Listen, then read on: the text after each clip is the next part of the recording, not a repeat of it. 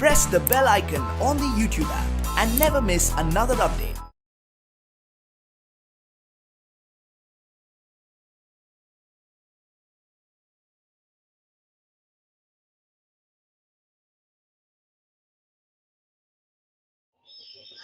Hello students, we are starting the discussion of particularly botany part of the fourth split. Okay, so here we have the question will start from 91. The question is the guard cells help in number one guttation, number two, okay, say the fighting against infection, and number three, protection against grazing, number four, transpiration. Okay, so guard ಸೆಲ್ಸ್ಗಳು ಯಾವುದರಲ್ಲಿ help ಮಾಡುತ್ತೆ ಅನ್ನೋದು, guttation ಅಲ್ಲ, fighting against infection, protection against grazing, transpiration. Okay, so ಇಲ್ಲಿ guttation ಅಂತ ಅವರು ಒಂದು concept ಅನ್ನ ಕೊಟ್ಟಿದ್ದಾರೆ. ಸೊ ಗಟೇಷನ್ ಅಂದ್ರೆ it is a loss of water in the form of liquid droplets from the leaf margin. Leaf margin ನಲ್ಲಿ hydathodes ಅಂತಕ್ಕಂತಹ ಅಥವಾ ಪೋರ್ಸ್ ಅಂತಕ್ಕಂಥದ್ದು ಇರ್ತವೆ. ಆ ಹೈಡಥೋಡ್ಗಳಿಂದ ವಾಟರ್ ಲಿಕ್ವಿಡ್ ಫಾರಮ್ ಅಲ್ಲಿ ಆಚೆಗೆ ಹೋದ್ರೆ ಆ ಪ್ರೋಸೆಸ್ ಅನ್ನ ಗಟೇಷನ್ ಅಂತ ಕರಿತೀವಿ. ಸೊ ಗಾರ್ಡ್ ಸೆಲ್ಸ್ ಅಲ್ಲಿ ಆಯ್ತಾ, ಗಾರ್ಡ್ ಸೆಲ್ಸ್ ಗಟೇಷನ್ ನಲ್ಲಿ ಇರ್ತಕ್ಕಂಥ ಹೈಡಥೋಡ್ಸ್ ಅಲ್ಲಿ ಇರಲ್ಲ. That's the thing. ಎರಡನೇ ಆಪ್ಷನ್ ಬಂದು ಫೈಟಿಂಗ್ ಎಗೇನೆಸ್ಟ್ ಇನ್ಫೆಕ್ಷನ್ ಅಂತ ಇದೆ. ಸೊ ಫೈಟಿಂಗ್ ಎಗೇನೆಸ್ಟ್ ಇನ್ಫೆಕ್ಷನ್ಗೂ ಗಾರ್ಡ್ ಸೆಲ್ಸ್ಗೂ ಯಾವುದೇ ಸಂಬಂಧ ಇಲ್ಲ. ಪ್ರೊಟೆಕ್ಷನ್ ಎಗೇನೆಸ್ಟ್ ಗ್ರೇಸಿಂಗ್ ಅಂತ ಇದೆ. ನಿಮ್ಗೆ ಗೊತ್ತು, ಗ್ರೇಸಿಂಗ್ ಅಂದ್ರೆ ತಿನ್ನೋದು ಅಥವಾ ಮೇಯೋದು. ಹಸು ಎಮ್ಮೆಗಳು ಹುಲ್ಲನ್ನ ಮೇಯಿದ್ರೆ ನಾವು ಗ್ರೇಸಿಂಗ್ ಅಂತೀವಿ. ಮೇಯಬಾರ್ದು ಅಂತ ಗಾರ್ಡ್ ಸೆಲ್ಸ್ ಇರಲ್ಲ. That is not the things. ಬೇಕಿದ್ರೆ ಹೇಳ್ಬೋದು ತಾರನ್ಸ್ ಅಂತಿರ್ತೀವಿ, ಪ್ರಿಕಲ್ಸ್ ಅಂತೀವಿ, ಅವು ಇದ್ರೆ ಎಮ್ಮೆ ದನ ಮೇಯಲ್ಲ, ಗ್ರೇಸ್ ಮಾಡಲ್ಲ ಅಂತ ಹೇಳ್ಬೋದು. ಬಟ್ ಗಾರ್ಡ್ ಸೆಲ್ಸ್ಗೂ ಗ್ರೇಸಿಂಗು ಸಂಬಂಧ ಇಲ್ಲ. ನಿಮ್ಗೆ ಗೊತ್ತು, ಸ್ಟೊಮ್ಯಾಟ ಅಂತ ಹೇಳ್ತೀವಿ. ಆ ಸ್ಟೊಮ್ಯಾಟಾದಲ್ಲಿ ಲೀಫ್ ಅಲ್ಲಿ ಸ್ಟೊಮ್ಯಾಟಾ ಇರುತ್ತೆ. ಸ್ಟೊಮ್ಯಾಟಾದಲ್ಲಿ ಡೈಕಾಟ್ ಸ್ಟೆಮ್ ಅಲ್ಲಿ ಈ ತರ ಬೀನ್ ಶೇಪ್ಡ್ ಸೆಲ್ಸ್ ಇರ್ತವೆ. ಮಧ್ಯ ಸ್ಟೊಮ್ಯಾಟಲ್ ಪೋರ್ ಇರ್ತದೆ. ಈ ತರ ಬೀನ್ ಶೇಪ್ಡ್ ಸೆಲ್ಸ್ ಗಳನ್ನ ನಾವು ಗಾರ್ಡ್ ಸೆಲ್ಸ್ ಗಳು ಅಂತ ಕರಿತೀವಿ. ಈ ಗಾರ್ಡ್ ಸೆಲ್ಸ್ ಗಳು ಓಪನ್ ಆದಾಗ the water will be lost in the form of vapours and the process is called as transpiration.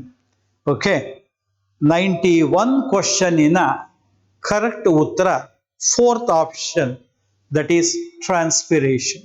So guard ಸೆಲ್ಸ್ಗಳು ಸ್ಟೊಮ್ಯಾಟಾದಲ್ಲಿ ಇರ್ತವೆ. ಸ್ಟೊಮ್ಯಾಟಾ ದ ಪೋರ್ ಅನ್ನು ನಾವು ಗಾರ್ಡ್ ಮಾಡ್ತಿರ್ತವೆ. ಅವುಗಳ ಓಪನ್ ಆದಾಗ ಟ್ರಾನ್ಸ್ಪಿರೇಷನ್ ಆಗುತ್ತೆ.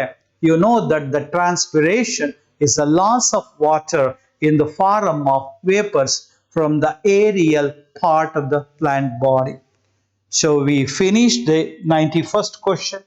We will be moving on to the 92nd question. Okay, 92nd question.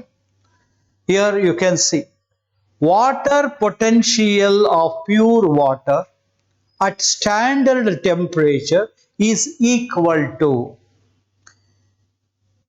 So the answer over here is, okay, the water potential of pure water at standard temperature is equal to 0.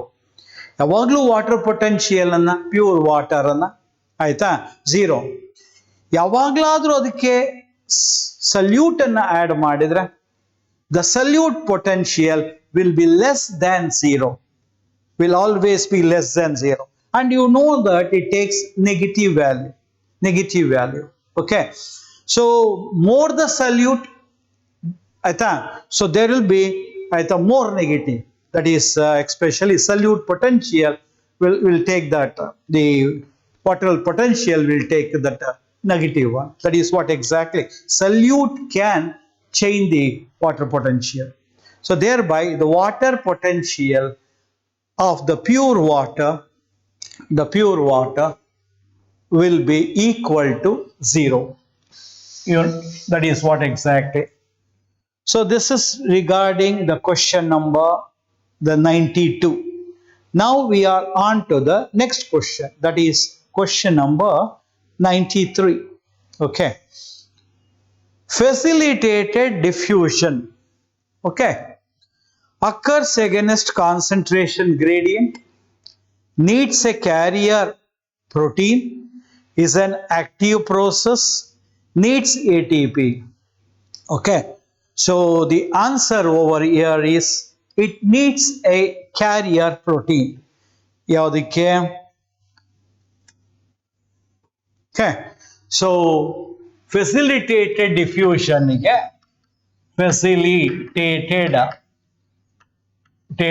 ಡಿಫ್ಯೂಷನ್ಗೆ ಒಂದು carrier ಪ್ರೋಟೀನಿನ ಅವಶ್ಯಕತೆ ಇದೆ. ಮೊದಲಿಗೆ ಇದು ಒಂದು passive process. What process? Passive process. Sir, ಈ passive process ಅಂದ್ರೆ ಏನು? The process that happens to take place without the expenditure of energy. So ನಿಮಗೆ ಗೊತ್ತಿರೋ ಹಾಗೆ ಬರೀ ಡಿಫ್ಯೂಷನ್ ಅಂದ್ರೆ the movement of molecules from the region of their higher concentration to the region of their lower concentration. ಯಾವುದೇ ಸಬ್ಸ್ಟೆನ್ಸಿನ ಮಾಲಿಕ್ಯೂಲ್ಗಳು ತಮ್ಮ higher concentration ಇಂದ ತಮ್ಮ lower ಕಾನ್ಸಂಟ್ರೇಷನ್ಗೆ move ಮಾಡಿದ್ರೆ ಅದನ್ನ ಡಿಫ್ಯೂಷನ್ ಅಂತ. ಅದನ್ನ ನಾವು ಎಲಾಂಗ್ ದ ಗ್ರೇಡಿಯಂಟ್ ಅಂತೀವಿ. ಆದ್ರೆ ಈ ಫೆಸಿಲಿಟೇಟೆಡ್ ಡಿಫ್ಯೂಷನ್ ಇನ ಒಂದು ವಿಶೇಷತೆ ಏನಪ್ಪಾ ಅಂತ ಹೇಳಿದ್ರೆ, ಇದು it cannot against the gradient against ಆಗಕ್ಕೆ ಸಾಧ್ಯ ಇಲ್ಲ, ಅಲಾಂಗ್ ದ ಗ್ರೇಡಿಯಂಟ್ ಆಗುತ್ತೆ. ಮತ್ತೆ it is an active process ಅಲ್ಲ, it is a passive process. It needs normal ಆಗಿ ನೀಡ್ಸ್ ATP ಅಂದ್ರೆ ಆಗಲ್ಲ. ATP ಅವಶ್ಯಕತೆ ಇದಕ್ಕೆ ಇಲ್ಲ. ATP ಅವಶ್ಯಕತೆ ಇದ್ರೆ ಅದು ಆಕ್ಟಿವ್ ಆಗ್ಬಿಡುತ್ತೆ. So needs A carrier protein, ಒಂದು ಕ್ಯಾರಿಯರ್ ಪ್ರೋಟೀನಿನ ಅವಶ್ಯಕತೆ ಇದೆ. ಯಾವುದಕ್ಕೆ? The facilitated diffusion. So option over here is the second one. So that is okay. Now we'll moving on to the next question. The next question will be 94th.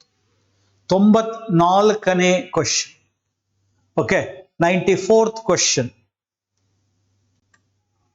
It is on the right now, you can watch it there. Oozing out of water in the form of liquid from the intact part of the lamina is called as. ಅಂದ್ರೆ lamina ಅಂದ್ರೆ the leaf blade ಅಂತೆ, the entire surface of the leaf. Okay, ಯಾವ form ಅಲ್ಲಿ water ಆಚೆಗೆ ಹೋಗ್ತಾ ಇದೆ? Liquid form. Okay, liquid form ಅಲ್ಲಿ ಹೋಗ್ತಾ ಇದೆ. ಸೊ ಆಗ್ಲೇ ನಾನು ನಿಮ್ಮೊಂದು ಕಾನ್ಸೆಪ್ಟ್ ಅನ್ನ ಹೇಳಿದೆ. ಪ್ಲಾಂಟ್ ಅಲ್ಲಿ ವಾಟರ್ ವೇಪರ್ ಫಾರಮ್ ಅಲ್ಲಿ ಕಳ್ಕೊಂಡ್ರೆ ನಾವು ಅದನ್ನ ಟ್ರಾನ್ಸ್ಪಿರೇಷನ್ ಅಂತೀವಿ. ವಾಟರ್ ಲಿಕ್ವಿಡ್ ಫಾರಮ್ ಅಲ್ಲೇ ಪ್ಲಾಂಟ್ ಇಂದ ಕಳ್ಕೊಂಡ್ರೆ ಅದನ್ನ ನಾವು ಗಟೇಷನ್ ಅಂತೀವಿ. ಅದು ಎಲೆಯ ಮಾರ್ಜಿನ್ ನಲ್ಲಿ ಮತ್ತೆ ಎಲೆಯ ಟಿಪ್ ಅಲ್ಲಿ, ಆಯ್ತಾ, ಮೈನ್ಯೂಟ್ ಪೋರ್ಸ್ ಇರ್ತವೆ. ಅವುಗಳನ್ನ ನಾವು ಹೈಡತೋಡ್ ಅಂತ ಕರಿತೀವಿ ಅಥವಾ ವಾಟರ್ ಸ್ಟೊಮ್ಯಾಟಾ ಅಂತ ಕರಿತೀವಿ. ವಾಟರ್ ಸ್ಟೊಮ್ಯಾಟಾ ಅಥವಾ ಹೈಡತೋಡ್ ಅಂತ ಕರಿತೀವಿ. ಹೈಡತೋಡ್. ಸೊ ಇವುಗಳು ನಿಮ್ಗೆ ಗೊತ್ತಿರೋ ಹಾಗೆ ಇವುಗಳಲ್ಲಿ ಆಯ್ತಾ ರೆಗ್ಯುಲೇಷನ್ ಫಿನಾಮಿನಾ ಇಲ್ಲ. ಆಯ್ತಾ, ರೆಗ್ಯುಲೇಷನ್ ಇವುಗಳ ಮುಖಾಂತರ ಲಾಸ್ ಆಗ್ತಕ್ಕಂಥದ್ದು ವಾಟರ್. ಈ ಪ್ರೋಸೆಸ್ ಅನ್ನು ನಾವು ಗಟೇಷನ್ ಅಂತ ಕರಿತೀವಿ. ಆಯ್ತಾ, 91st ಕ್ವಶನ್ ಅನ್ನು ನಾವು ಡಿಸ್ಕಸ್ ಮಾಡುವಾಗ ಇದ್ರ ಬಗ್ಗೆ ಹೇಳಿ. ಗಟೇಷನ್ ನಲ್ಲಿ ವಾಟರ್ ಯಾವ ಫಾರಮ್ ಅಲ್ಲಿ ಲಾಸ್ ಆಗುತ್ತೆ? ಲಿಕ್ವಿಡ್ ಫಾರಮ್ ಇಂದ ಲಾಸ್. ಸಾಧಾರಣವಾಗಿ ಈ ತರ ವಾಟರ್ ಲಿಕ್ವಿಡ್ ಫಾರಮ್ ಅಲ್ಲಿ ಲಾಸ್ ಆಗೋದು ಡೇನ ಯಾವ ಟೈಮ್ ಅಲ್ಲಿ ಆಗುತ್ತೆ ಅಂದ್ರೆ coolest part of the day, ಬಹಳ ತಣ್ಣಗಿರ್ತಕ್ಕಂತಹ ಭಾಗ. ಸಾಧಾರಣವಾಗಿ it is very early morning hours. 4 ರಿಂದ 5 ಗಂಟೆ ಆ ಟೈಮಲ್ಲಿ ಯಾವಾಗ ಟೆಂಪರೇಚರ್ ಬಹಳ ಕಡಿಮೆ ಇರ್ತದ ಅಂತ. ಮತ್ತೆ ಕೆಲವು ಪ್ಲಾಂಟ್ಸ್ಗಳಿಂದ ಸೆಲೆಕ್ಟೆಡ್ ಪ್ಲಾಂಟ್ಸ್ಗಳಿಂದ ಈ ಗಟೇಶನ್ ಆಗತ್ತೆ.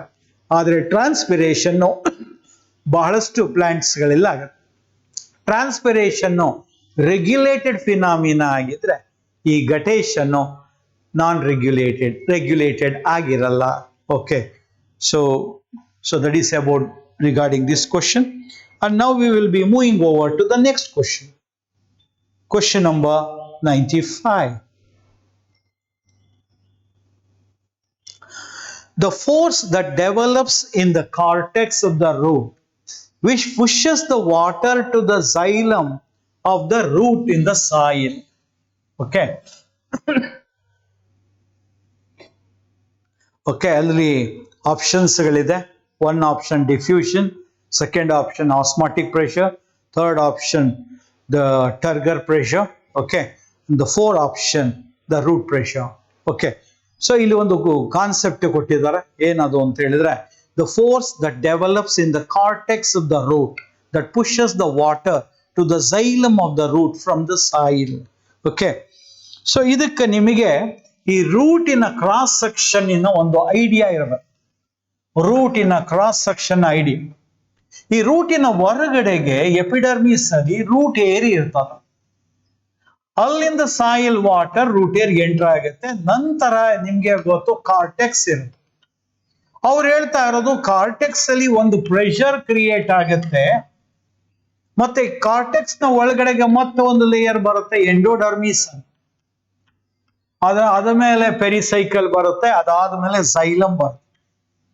ಸೊ ಇಲ್ಲಿ ನಮಗೆ ಕೇಳಿರೋ ಪ್ರಶ್ನೆ, ಈ ಸಾಯಿಲ್ ವಾಟರು ಇಲ್ಲಿಂದ ಇಲ್ಲಿಗೆ ಬರುವಾಗ ಈ ರೂಟಿನ ಕಾರ್ಟೆಕ್ಸ್ ಅಲ್ಲಿ ಯಾವ ಪ್ರೆಷರ್ ಡೆವಲಪ್ ಆಗುತ್ತೆ ಅನ್ನೋದು.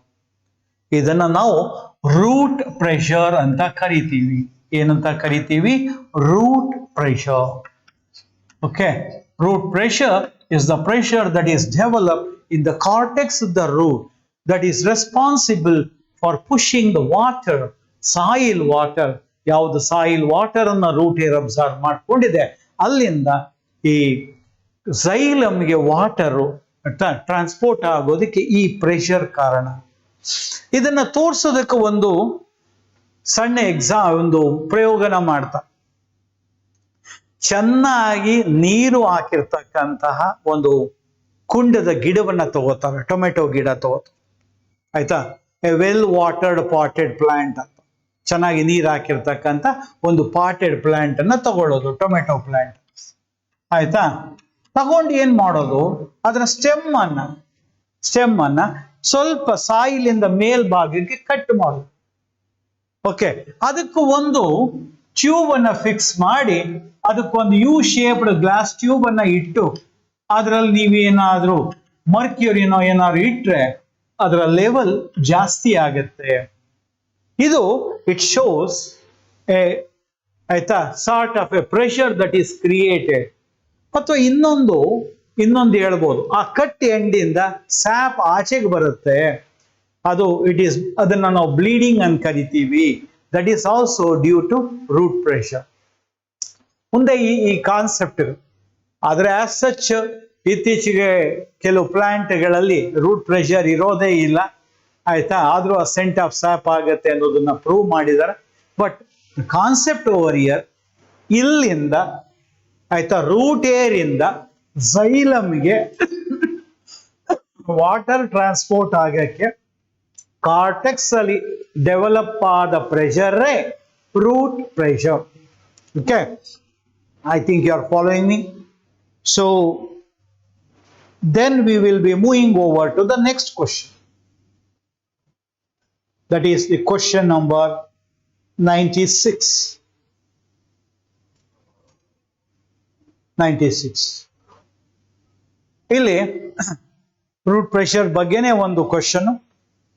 Root pressure is higher when, ಯಾವಾಗ ರೂಟ್ ಪ್ರೆಷರು ಜಾಸ್ತಿ ಇರುತ್ತೆ ಅನ್ನೋದಕ್ಕೆ ಒಂದು ಕ್ವಶನ್. ಓಕೆ, ಸೊ ಯಾವಾಗ ರೂಟ್ ಪ್ರೆಷರ್ ಜಾಸ್ತಿ ಇರುತ್ತೆ? ಒಂದು ಕಂಡೀಷನ್. ಓಕೆ, ಏನಪ್ಪ ಕಂಡೀಷನ್ ಅಂದ್ರೆ, ಸರ್ ಈ ಸೈಂಟಿಸ್ಟ್ಗಳು ಈ ರೂಟ್ ಪ್ರೆಷರ್ ಬಗ್ಗೆ ಯಾಕೆ ಡಿಸ್ಕಸ್ ಮಾಡಿದ್ರು? They thought that the root pressure is responsible for the process of ascent of sap. ತಕ್ಷಣಕ್ಕೆ ಒಂದು ಡೌಟ್ ಎಲ್ಲ ಬಂದ್ಬಿಡುತ್ತೆ ನಿಮಗೆ. ಸರ್ ಅಸೆಂಟ್ ಆಫ್ ಸ್ಯಾಪ್ ಅಂದ್ರೆ ಏನು? ಪ್ಲಾಂಟ್ಸ್ ಅಲ್ಲಿ ರೂಟ್ ಇಂದ ಆಯ್ತಾ ಟಿಪ್ ಆಫ್ ದ ಪ್ಲಾಂಟ್ ವರೆಗೆ ಝೈಲಮ್ ಮುಖಾಂತರ ವಾಟರು ಹಾಗೂ ಅದರಲ್ಲಿ ಡಿಸಾಲ್ವ್ ಆದಂತ ಸಾಲ್ಟ್ ಮೂವ್ ಆಗುತ್ತೆ. ಆ ಪ್ರೋಸೆಸ್ ಅನ್ನ ಅಸೆಂಟ್ ಆಫ್ ಸ್ಯಾಪ್. ಕೆಲವು ವಿಜ್ಞಾನಿಗಳ ಪ್ರಕಾರ, according to some scientist, the root pressure is responsible for ascent of sap. ಅದನ್ನೇ ಇತ್ತೀಚೆಗೆ ಅದನ್ನ ಡಿಸ್ಪ್ರೂವ್ ಮಾಡಿದೆ. ಆದ್ರೆ ಒಂದು ಕಾನ್ಸೆಪ್ಟ್ ಇದೆ, ಪ್ಲಾಂಟ್ ಅಲ್ಲಿ ರೂಟ್ ಪ್ರೆಷರ್ ಯಾವಾಗ ಜಾಸ್ತಿ ಇರುತ್ತೆ? ಒಂದು, transpiration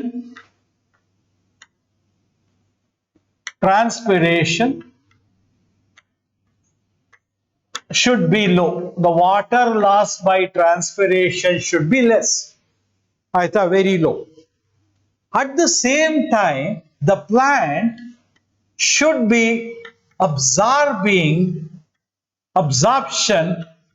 water absorption high.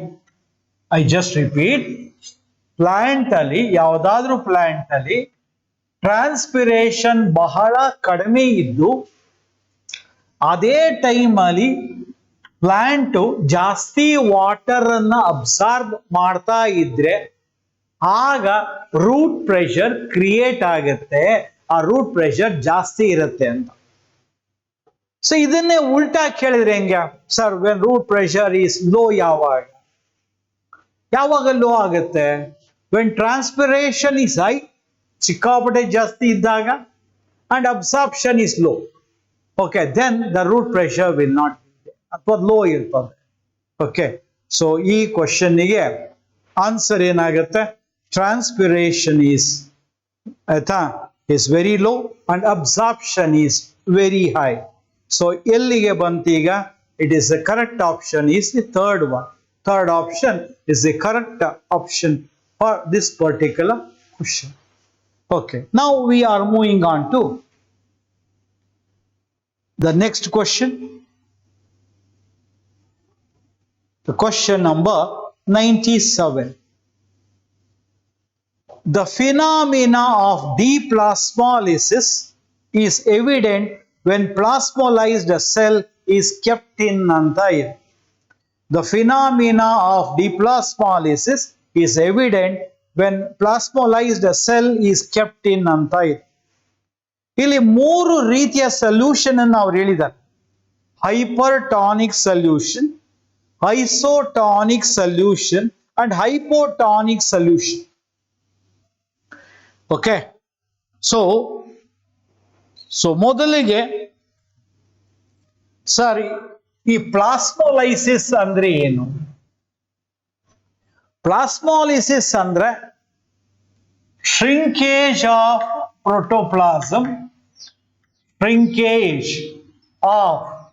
protoplasm, of a cell when kept in hypertonic solution.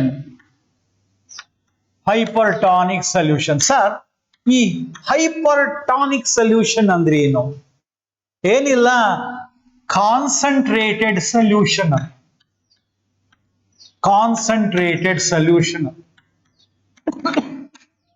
ಅಂದ್ರೆ ನೀರಿಗೆ ಬಹಳ ಜಾಸ್ತಿ ಉಪ್ಪು ಹಾಕಿದ್ರೆ concentrated solution. Okay, that is what exactly. ಜಾಸ್ತಿ ಕಾನ್ಸಂಟ್ರೇಟೆಡ್ ಅಂದ್ರೆ ಸಲ್ಯೂಟ್ ಪ್ರಮಾಣ ಆಯ್ತಾ, ಮೋರ್ ಕಾನ್ಸಂಟ್ರೇಷನ್ ಇರಬೇಕು. ಓಕೆ, ಅವಾಗಿದ್ದಾಗ ಕಾನ್ಸಂಟ್ರೇಟೆಡ್ ಸೊಲ್ಯೂಷನ್ ಅಂದ್ರೆ ಹೈಪರ್ಟಾನಿಕ್ ಸೊಲ್ಯೂಷನ್. ಅವಾಗ ಏನಾಗುತ್ತೆ? When A cell is placed, plant cell is placed, ಈಗ ವಾಟರ್ ಅನ್ನ ಅದು ಲಾಸ್ ಮಾಡ್ಕೊಳ್ಳುತ್ತೆ, ಅಂದ್ರೆ ಎಕ್ಸಾಸ್ಮಾಸಿಸ್ ಆಗುತ್ತೆ. ಆಗ ಅದರ ಪ್ರೋಟೋಪ್ಲಾಸಮ್ ಶ್ರಿಂಕ್ ಆಗುತ್ತೆ. ಇದನ್ನೇ ನಾವು ಪ್ಲಾಸ್ಮೋಲೈಸಿಸ್ ಅಂತ ಕರೀತೀವಿ. ಇಲ್ಲೇನ್ ಕಾನ್ಸೆಪ್ಟ್, ಡಿಪ್ಲಾಸ್ಮಾಲಿಸಿಸ್ ಅಂದ್ರೆ ಏನು? ಪ್ಲಾಸ್ಮಾಲಿಸಿಸ್ ಅಂದ್ರೆ ಶಿಂಕೆ. ಈಗ ಸ್ವಲ್ಪ ಪ್ಲಾಸ್ಮೋಲೈಸ್ಡ್ ಆಗಿರೋ ಸೆಲ್ ಅನ್ನ ನಾವು ಹೈಪೋಟಾನಿಕ್ ಸೊಲ್ಯೂಷನ್ ನಲ್ಲಿ ಇಟ್ರೆ,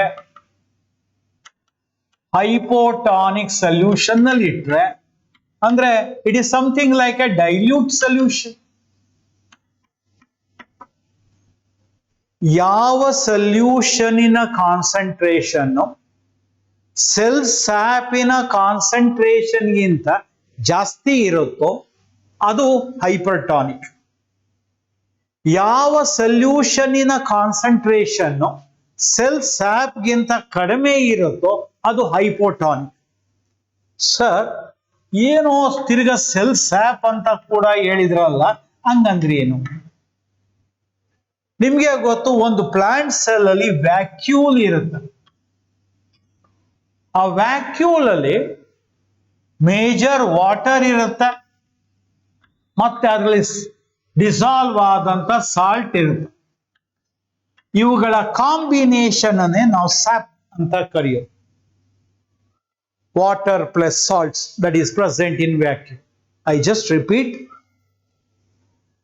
the solution whose concentration is more than the cell sap, it is called hypertonic, under concentrated solution. The solution whose concentration is lower than that of the cell sap, it is called hypotonic. ಈಗ ಯಾವ್ದ್ರಲ್ಲಿ ಇಟ್ಟಿದ್ವಿ ನಾವು plant cell ಅನ್ನ? ಹೈಪರ್ಟಾನಿಕ್ ಅಲ್ಲಿ ಇಟ್ವಿ. ಏನಾಗಿತ್ತು? ಪ್ಲಾಸ್ಮಾಲಿಸಿಸ್ ಆಗಿ. ಅಂತ cell ಅನ್ನ ನೀವು ಹೈಪೋಟಾನಿಕ್ ಸೊಲ್ಯೂಷನ್ ಅಲ್ಲಿ ಇಟ್ರೆ ಆಗ ಸೆಲ್ ಕಳ್ಕೊಂಡಂತಹ ನೀರೆಲ್ಲ ಮತ್ತೆ ಸೆಲ್ಗೆ ವಾಪಸ್ ಬರುತ್ತೆ. ಪ್ರೋಟೋಪ್ಲಾಸಮ್ ತನ್ನ ಶೇಪ್ ಅನ್ನ ರಿಸ್ಟೋರ್ ಮಾಡ್ಕೊಳ್ಳುತ್ತೆ. ಆ ರೀತಿ ಪ್ಲಾಸ್ಮಾಲಿಸಿಸ್ ಆಗಿರ್ತಕ್ಕಂಥ ಸೆಲ್ ತನ್ನ ಪ್ರೋಟೋಪ್ಲಾಸಮ್ ಅನ್ನ ರಿಸ್ಟೋರ್ ಮಾಡ್ಕೊಂಡ್ರೆ ಆ ಪ್ರೋಸೆಸ್ ಅನ್ನ ಡಿಪ್ಲಾಸ್ಮಾಲಿಸಿಸ್ ಅಂತ ಕರಿತೀವಿ. Deplasmolysis anta karitivi. Okay, so the phenomena of the deplasmolysis will be evident when plasmolyzed cells are kept in hypotonic solution. That is the option 3. I think I made it clear. Now we are on to the next question.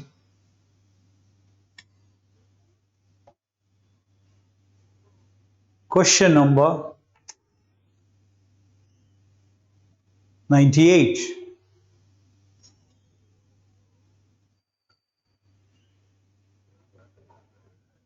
Okay, ಇಲ್ಲೊಂದು ಈ ಕ್ವಶನ್ಗೆ ಮುಂಚೆಗೆ ಒಂದು ಚಿತ್ರ ನಾನು ಬರೆದಿದ್ದೆ, ಆಯ್ತಾ? I had written one diagram before this. ಇಲ್ಲಿ ಏನ್ ಕ್ವಶನ್ ಇದೆ? ಇಲ್ಲಿ path of water movement from the soil to xylem. Okay, so soil ಇಂದ xylem ಗೆ ವಾಟರ್ ಹೆಂಗ್ ಹೋಗುತ್ತೆ? ಆಗ್ಲೇ ನಾನು ಚಿತ್ರ ಬರದಲ್ಲಿ ನಾನು ರೂಟ್ ಏರ್ ಬರ್ದಿದ್ದೆ, ಅದಾದ್ಮೇಲೆ ಎಪಿಡರ್ಮಿಸು, ಅದಾದ್ಮೇಲೆ ಕಾರ್ಟೆಕ್ಸು, ಅದಾದ್ಮೇಲೆ ಎಂಡೋಡರ್ಮಿಸು, ಅದಾದ್ಮೇಲೆ ಪೆರಿಸೈಕಲ್, ಅದಾದ್ಮೇಲೆ ಪ್ರೋಟೋಸೈಲಮು, ಅದಾದ್ಮೇಲೆ ಮೆಟಾಸೈಲ್. ಆ ರೀತಿ ಅರೇಂಜ್ ಆಗಿರುತ್ತೆ. ಯಾವ ರೀತಿ, ಯಾವ ಟ್ರ್ಯಾಕ್ ಇರುತ್ತೆ ನಿಮ್ಗೆ ಗೊತ್ತು. ರೂಟ್ ಏರ್ ಇರುತ್ತೆ. ರೂಟ್ ಏರ್ ಎಪಿಡರ್ಮಿಸ್ ನ ಸೆಲ್ಸ್ ನ ಎಕ್ಸ್ಟೆನ್ಷನ್. ಇವನ್ ಏನಂತೀವಿ? ಕಾರ್ಟೆಕ್ಸ್ ಸೆಲ್ಸ್ ಅಂತೀವಿ. ಇಲ್ಲಿ ಬರ್ತಕ್ಕಂತಹ ಈ ಸೆಲ್ ನ ಎಂಡೋಡರ್ಮಿಸ್ ಲೇಯರ್ ಅಂತೀವಿ. ಇದನ್ನ ಕ್ರಾಸ್ ಮಾಡುತ್ತೆ. ಇದರ ಒಳಗಡೆ ಇರ್ತಕ್ಕಂಥ ಪ್ಯಾರನ್ಕೈಮಾ ಸೆಲ್ಸ್ ಅನ್ನ ಪೆರಿಸೈಕಲ್ ಅಂತೀವಿ. ಬರ್ತಕ್ಕಂಥ ಸಣ್ಣ ಸೈಲಮ್ಗಳನ್ನ ಪ್ರೋಟೋಸೈಲಮ್ ಅಂತೀವಿ. ನಂತರ ಬರೋದನ್ನ ಮೆಟಾಸೈಲಮ್ ಅಂತ. This is metaxylem, this is protoxylem, this is pericycle, this is endodermis, and this is cortex, and then this is the root hair. ಯಾವ ಆಪ್ಷನ್ ನಲ್ಲಿ root hair? Okay, you can say root hair ಗಿಂತ ಮೊದಲು soil root hair, epidermis, okay, cortex ಆಯ್ತಾ, root hair cortex, endodermis, pericycle, protoxylem, metaxylem. I think ಇಲ್ಲಿ ನಿಮಗೆ question number option second ಅಲ್ಲಿ ಆಯ್ತಾ, option second ಅಲ್ಲಿ ಆಯ್ತಾ ಆ ಪರ್ಟಿಕ್ಯುಲರ್ ಉತ್ತರ ಇದೆ. ಹೇಗಿದೆ ಅದು? Soil, root hair, cortex, endodermis, pericycle, protoxylem and metaxylem. That is what exactly the path. Okay. So now we are moving on to the 99th question. We have completed 98. We are on to the 99th question.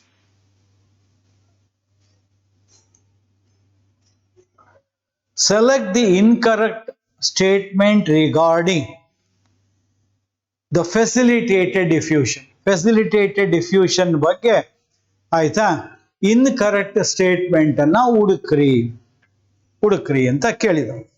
So ಇಲ್ಲಿ 4 ಆಪ್ಷನ್ಸ್ಗಳಿದೆ ಆಯ್ತಾ. It is a passive process.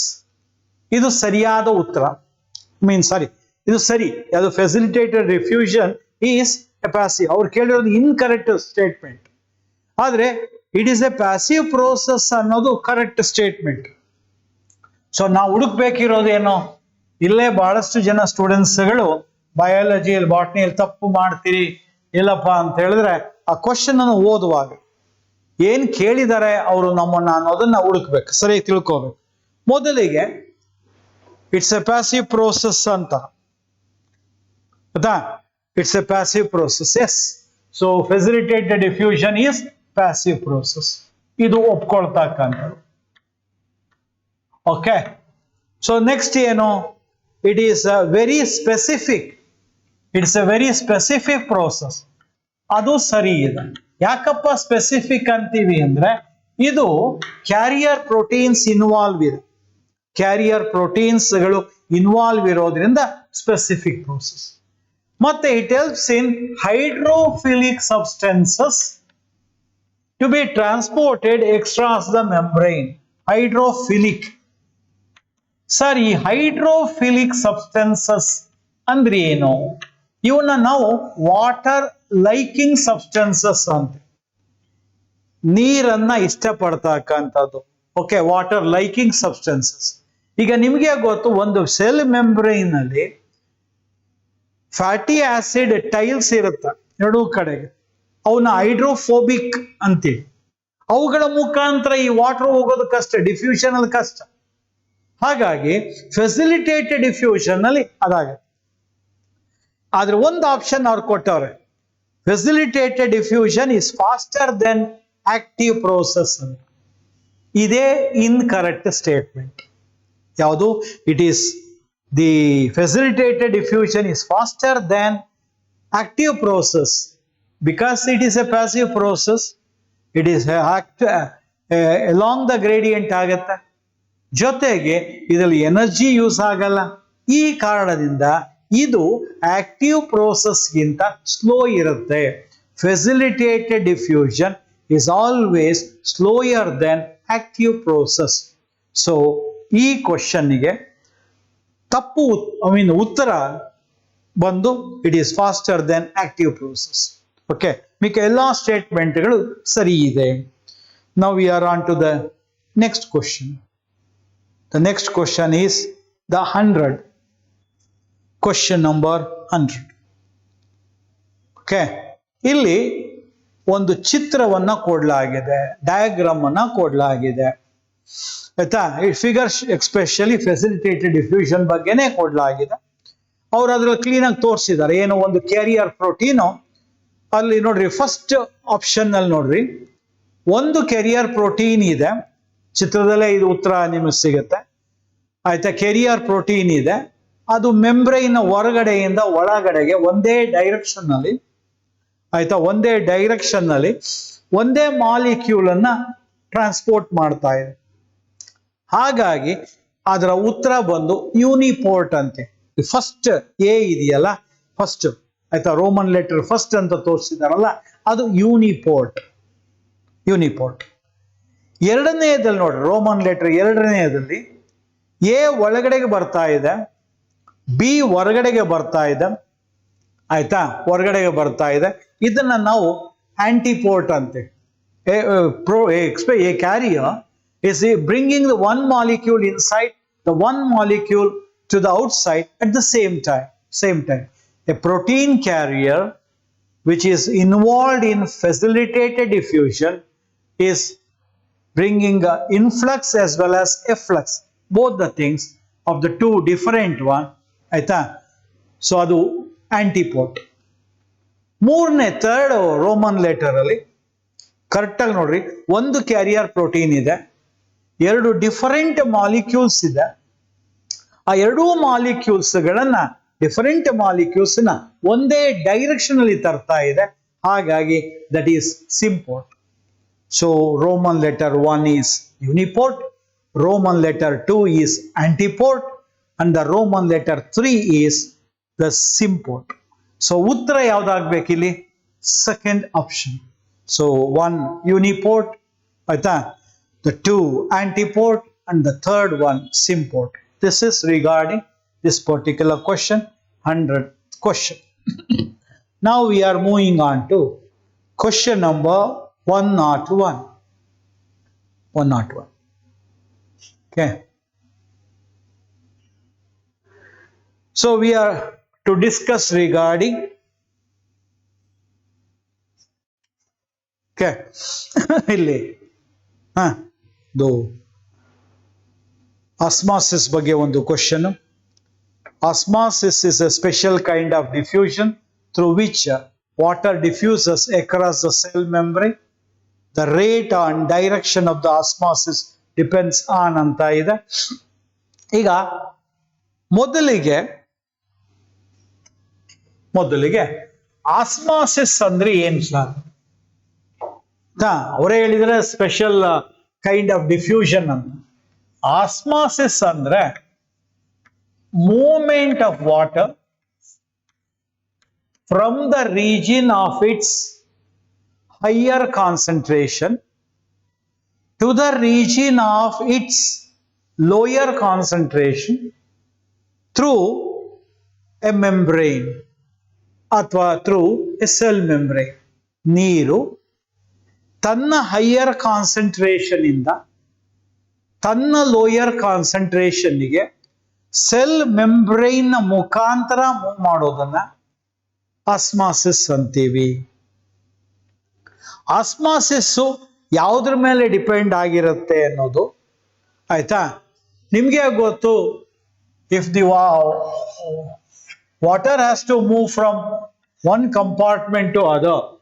ಈಗ ಇದರಲ್ಲಿ ಹೈಪರ್ಟಾನಿಕ್ solution ಇದೆ ಅನ್ಕೊಳ್ಳೋಣ, ಇದರಲ್ಲಿ ಹೈಪೋಟಾನಿಕ್ solution ಇದೆ ಅನ್ಕೊಳ್ಳೋಣ.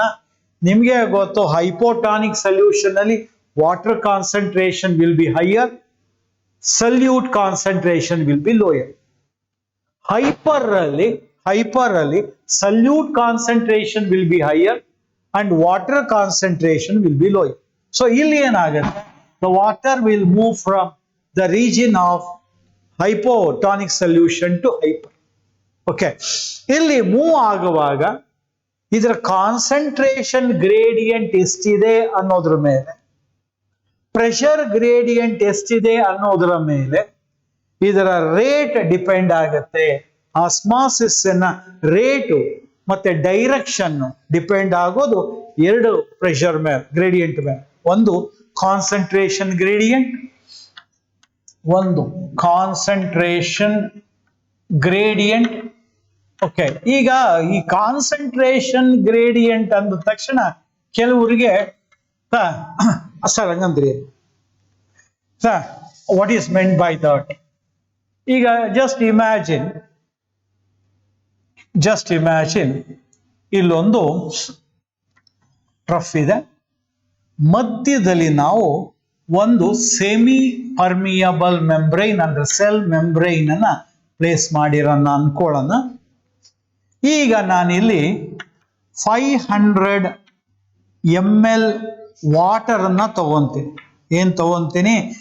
ಇದು chamber A, ಇದು chamber B. What I have taken 500 ml of water. So ನಾನೇನ್ ಮಾಡ್ತೀನಿ 200 grams of salt ಹಾಕ್ತೀನಿ. ಎಷ್ಟು ಸಾಲ್ಟ್ ಹಾಕ್ತೀನಿ 200 grams. ಓಕೆ, ಇಲ್ಲಿ ಆಯ್ತಾ ಈ ಚೇಂಬರ್ ಅಲ್ಲಿ ನಾನು ತಿರುಗಿ 500 ml ವಾಟರ್ ಹಾಕ್ತೀನಿ. 100 grams of salt ಹಾಕ್ತೀನಿ. ಸೊ ಇವೆರಡರಲ್ಲಿ ಇದು ಕಾನ್ಸಂಟ್ರೇಟೆಡ್ ಸೊಲ್ಯೂಷನ್, ಇದು ಡೈಲ್ಯೂಟ್ ಸೊಲ್ಯೂಷನ್ ಸಾಲ್ಟ್ ಲೆಕ್ಕದಲ್ಲಿ. ಓಕೆ, ಈಗ ಅಸ್ಮಾಸಿಸ್ ಮುಖಾಂತರ ವಾಟರ್ ಎಲ್ಲಿಂದ ಎಲ್ಲಿಗೆ ಫ್ಲೋ ಆಗುತ್ತೆ ಅಂದ್ರೆ it is always from B to E. ನೆನ್ಪಿಟ್ಕೊಳ್ಳಿ ಸರ್, ಇಲ್ಲಿ ಜಾಸ್ತಿ ಇದೆಯಲ್ಲ ಅಂದ್ರೆ ಸಾಲ್ಟ್ ಜಾಸ್ತಿ ಇದೆ. ನಿಮ್ಗೆ ಗೊತ್ತು osmosis we are not referring with reference to salt solute, we are referring to water concentration. Sir water ಎರಡು ಸೇಮ್ ಐತಲ್ಲ, ಆದ್ರೆ ನಿಮ್ಗೆ ಗೊತ್ತು ಸಾಲ್ಟ್ ಕಾನ್ಸಂಟ್ರೇಷನ್ ಜಾಸ್ತಿ ಆದಂಗೆಲ್ಲ ಸಾಲ್ವೆಂಟ್ ಕಾನ್ಸಂಟ್ರೇಷನ್ ಕಡಿಮೆ ಆಗುತ್ತೆ. Okay, so thereby so ಇಲ್ಲಿಂದ ಇಲ್ಲಿಗೆ ಮೂವ್ ಆಗುತ್ತೆ. ಇದನ್ನೇ ನಾವು ಕಾನ್ಸಂಟ್ರೇಷನ್ ಗ್ರೇಡಿಯಂಟ್. ಕಾನ್ಸಂಟ್ರೇಷನ್ ಗ್ರೇಡಿಯಂಟ್ ಜಾಸ್ತಿ ಆದಂಗೆಲ್ಲ ಪ್ರೆಷರ್ ಗ್ರೇಡಿಯಂಟ್ ಕೂಡ ಕ್ರಿಯೇಟ್ ಆಗುತ್ತೆ. So water, so osmosis is a special kind of diffusion through which water diffuses across the cell membrane. The rate and direction of the osmosis depends on both pressure gradient and the concentration gradient. So that is the answer for this particular question. Now we are moving on to the next question. Next question, question number 102. 102. Okay.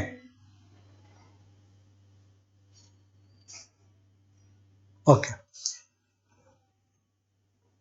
The technique of hydroponics is being employed for the commercial production of vegetables like.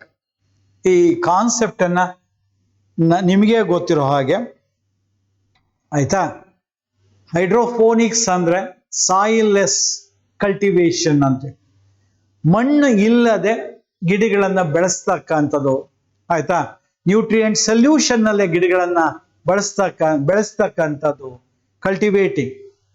ನಿಮ್ಗೆ ಗೊತ್ತಿರೋ ಹಾಗೆ ಇವೆಲ್ಲಾ ತರಕಾರಿಗಳನ್ನ ಕೂಡ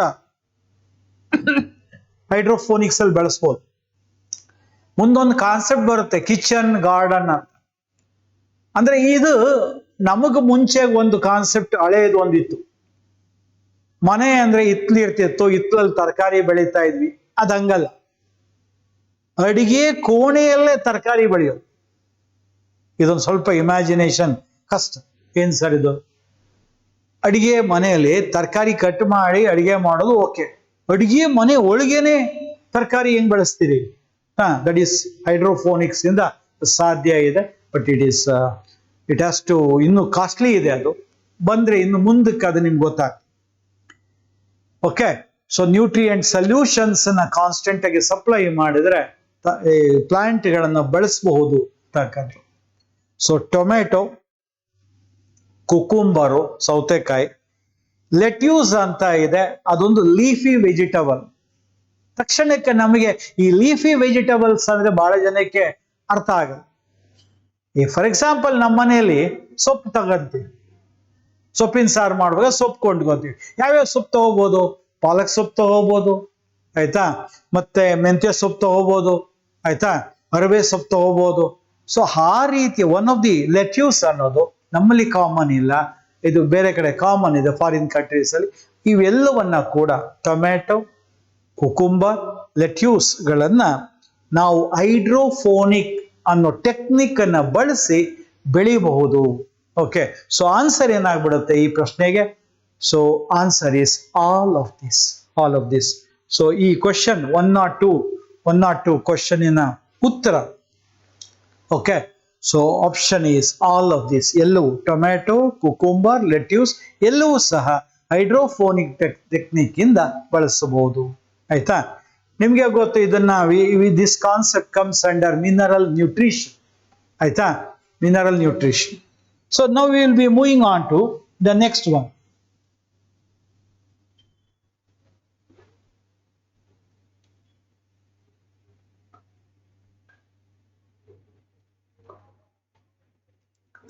okay, ಇಲ್ಲಿ micronutrients are present in plant tissues in concentration less than dash of dry matter ಅಂತ ಇದೆ. ಇದಕ್ಕೆ 4 ಆಪ್ಷನ್ಸ್ಗಳನ್ನ ಕೊಡಲಾಗಿದೆ. ಮೊದಲೇ option 10 millimoles per kg, 1 millimoles per kg. ಮೂರನೇ ಆಪ್ಷನ್ 0.1 millimoles per kg. ನಾಲ್ಕನೇ ಆಪ್ಷನ್ 2 millimoles per kg ಅಂತ ಇದೆ. ಸೊ ನಿಮಗೆ ಮ್ಯಾಕ್ರೋನ್ಯೂಟ್ರಿಯೆಂಟ್ ಆಗಿದ್ರೆ ಅದು 10 millimoles per kg ಗಿಂತ ಜಾಸ್ತಿ ಇರಬೇಕು. ಯಾವ್ಯಾವುದು 10 millimoles ಗಿಂತ ಜಾಸ್ತಿ ಪ್ಲಾಂಟ್ಗೆ ಬೇಕಿರ್ತದೆ ಅದನ್ನ ನಾವು ಮ್ಯಾಕ್ರೋನ್ಯೂಟ್ರಿಯೆಂಟ್ ಅಂತ. ಮೈಕ್ರೋನ್ಯೂಟ್ರಿಯೆಂಟ್ ಅಂದ್ರೆ it should be the less than ಆಯ್ತಾ 10 millimoles per kg. ಆಯ್ತಾ, this is the basic criteria on which you can differentiate between macronutrients and micronutrients.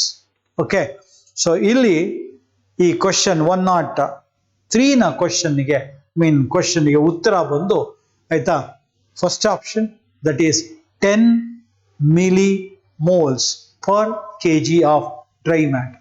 Dry matter ಅಂದ್ರೂ ಒಂದೇ, ಬಯೋಮಾಸ್ ಅಂದ್ರೂ ಒಂದೇ, ಅಥವಾ ನಾವೇ ಅದನ್ನ ಆಯ್ತಾ ಆರ್ಗ್ಯಾನಿಕ್ ಮ್ಯಾಟರ್ ಅಂತ ಕರಿತೀವಿ, ಅಥವಾ ಲೀವಿಂಗ್ ಮ್ಯಾಟರ್ ಅಂತ ಕರಿತೀವಿ, ಅಥವಾ ಡ್ರೈ ವೇಟ್ ಅಂತ ಕರಿತೀವಿ. That is what exactly the concept.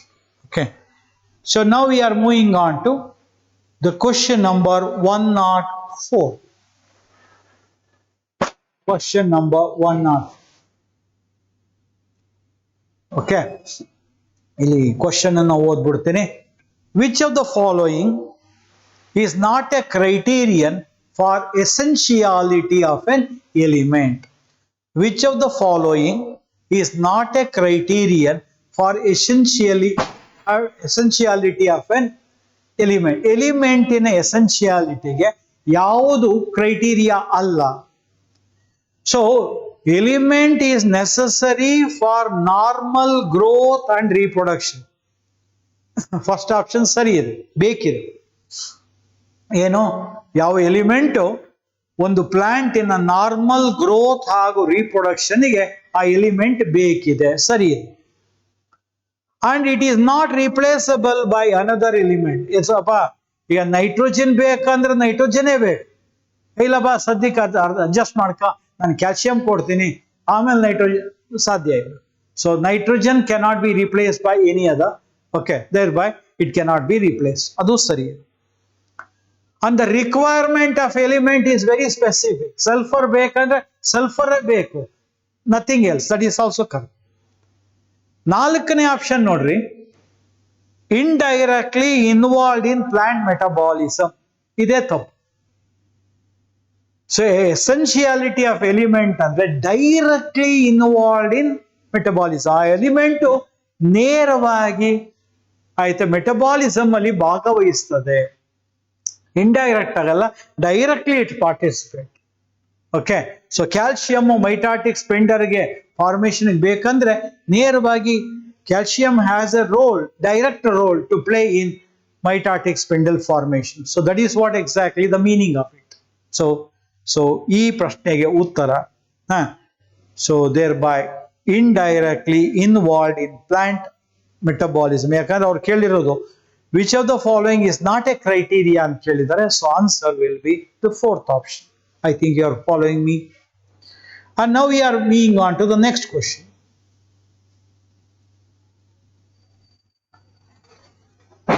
The next question is 105. 105ನೇ ಪ್ರಶ್ನೆ. Okay, select the correct statement regarding manganese toxicity. ಅವಶ್ಯಕತೆಗಿಂತ ಹೆಚ್ಚಿದ್ರೆ, ನಿಮಗೆ ಗೊತ್ತು ಅವಶ್ಯಕತೆಗಿಂತ ಕಡಿಮೆ ಇದ್ರೆ ಡಿಫಿಷಿಯನ್ಸಿಸ್ ಉಂಟಾಗತ್ತೆ, ಅವಶ್ಯಕತೆಗಿಂತ ಜಾಸ್ತಿ ಇದ್ರೆ ಟಾಕ್ಸಿಸಿಟಿ ಆಗುತ್ತೆ. ಇಲ್ಲಿ manganese, select the correct statement regarding manganese toxicity. Manganese MnO ಆಯ್ತಾ, ಪ್ಲಾಂಟ್ ಅಲ್ಲಿ ಜಾಸ್ತಿ ಆದ್ರೆ ಏನೆಲ್ಲ ಆಗತ್ತೆ? ಒಂದು, ಮ್ಯಾಂಗನೀಸ್ ಜಾಸ್ತಿ ಆದ್ರೆ ಮೆಗ್ನೀಷಿಯಮ್ಮು, ಐರನ್ನು, ಕ್ಯಾಲ್ಸಿಯಮಿನ ಮೆಟಬಾಲಿಸಮ್ ಅನ್ನ ಡಿಫಿಷಿಯನ್ಸಿನ ಉಂಟು ಮಾಡಬಹುದು. ಇದು ಒಂದೇ. ಮತ್ತೆ ಮ್ಯಾಂಗನೀಸ್ ಟಾಕ್ಸಿಸಿಟಿ ಆದ್ರೆ ಬ್ರೌನ್ ಸ್ಪಾಟ್ಸ್ ಬರುತ್ತೆ ಆಯ್ತಾ, ಸರೌಂಡೆಡ್ ಬೈ ಕ್ಲೋರಿಟಿಕ್ ವೇನ್ಸ್ ಗಳೆಲ್ಲ ಆಯ್ತಾ ತಮ್ಮ ಪಿಗ್ಮೆಂಟೇಶನ್ ಕಳ್ಕೊಳ್ತವೆ. ಒಂದು, ಅದು deficiency of magnesium and iron ಉಂಟು ಮಾಡುತ್ತೆ. ಕ್ಯಾಲ್ಸಿಯಂ ಪ್ಲಾಂಟ್ಸ್ ಅಲ್ಲಿ ಟ್ರಾನ್ಸ್ಲೋಕೇಟ್ ಆಗೋದನ್ನ ಶೂಟ್ ಅಲ್ಲಿ ತಡೆಯುತ್ತೆ.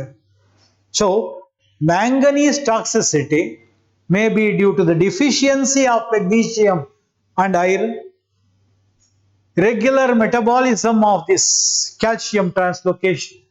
ಸೊ ಇದರಲ್ಲಿ ಉತ್ತರ ಬಂದು ಈ ಪ್ರಶ್ನೆಗೆ ಆಲ್ ದೀಸ್, ಇವೆಲ್ಲವೂ ಸಹ ಇದರ ಉತ್ತರ. ಆಪ್ಷನ್ ಬಂದು all of this.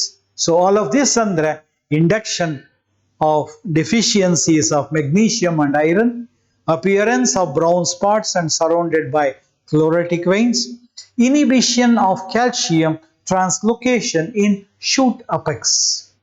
That's what exactly. So we are moving on to the next one. The question number 106. 106ನೇ question.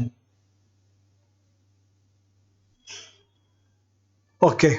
So question, which of the following is not a deficiency symptom of minerals? Minerals ಯಾವ ಕಾಯಿಲೆಗಳು mineral ಡೆಫಿಷಿಯನ್ಸಿಯಿಂದ ಆಯ್ತಾ ಉಂಟಾಗಲ್ಲ ಅನ್ನು.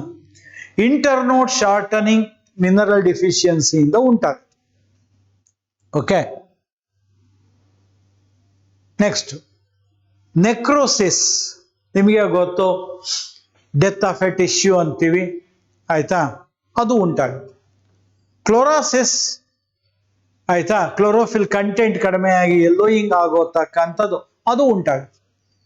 ಇಲ್ಲೊಂದು ಎಟಿಯೋಲೇಷನ್ ಅಂತ ಇದೆ. ಏಟಿಯೋಲೇಷನ್ ಅಂತ. Sir, ಈ ಏಟಿಯೋಲೇಷನ್ ಅಂದ್ರೆ ಏನು? ಏಟಿಯೋಲೇಷನ್ ಸರ್ ಹಂಗಂದ್ರೆ ಏನು? What exactly meant by this? Etiolation ಅಂದ್ರೆ ಕೆಲವು ಪ್ಲಾಂಟ್ಗಳು ಶೇಡ್ಸ್ ಅಲ್ಲಿ ಶೇಡ್ಗಳಲ್ಲಿ ಬೆಳೆದ್ರೆ, ಜಾಸ್ತಿ ನೆರಳಿರೋ ಭಾಗದಲ್ಲಿ ಗಿಡಗಳು ಬೆಳೆದ್ರೆ ಅವು ಇಂಟರ್ನೋಡ್ ಎಲಾಂಗೇಟ್ ಆಗ್ಬಿಟ್ಟು ಉದ್ದ ಆಗ್ಬಿಡ್ತವೆ. ಅವುಗಳಲ್ಲಿ ಕ್ಲೋರೋಫಿಲ್ ಸರಿಯಾಗಿ ಸಿಂಥಸೈಸ್ ಆಗೋದಿಲ್ಲ, ಪೇಲ್ ಯೆಲ್ಲೋ ಕಲರ್ ಬಂದ್ಬಿಡುತ್ತೆ. ಯಾವ್ದಾದ್ರು ಭತ್ತದ ಗದ್ದೆ ಪಕ್ಕದಲ್ಲಿ ದೊಡ್ಡದಾದ ಮರ ಇದ್ರೆ, ಮರದ ನೆರಳು ಯಾವ್ದಾದ್ರು ಪರ್ಟಿಕ್ಯುಲರ್ ಜಾಗಕ್ಕೆ ಬೀಳ್ತಾ ಇದ್ರೆ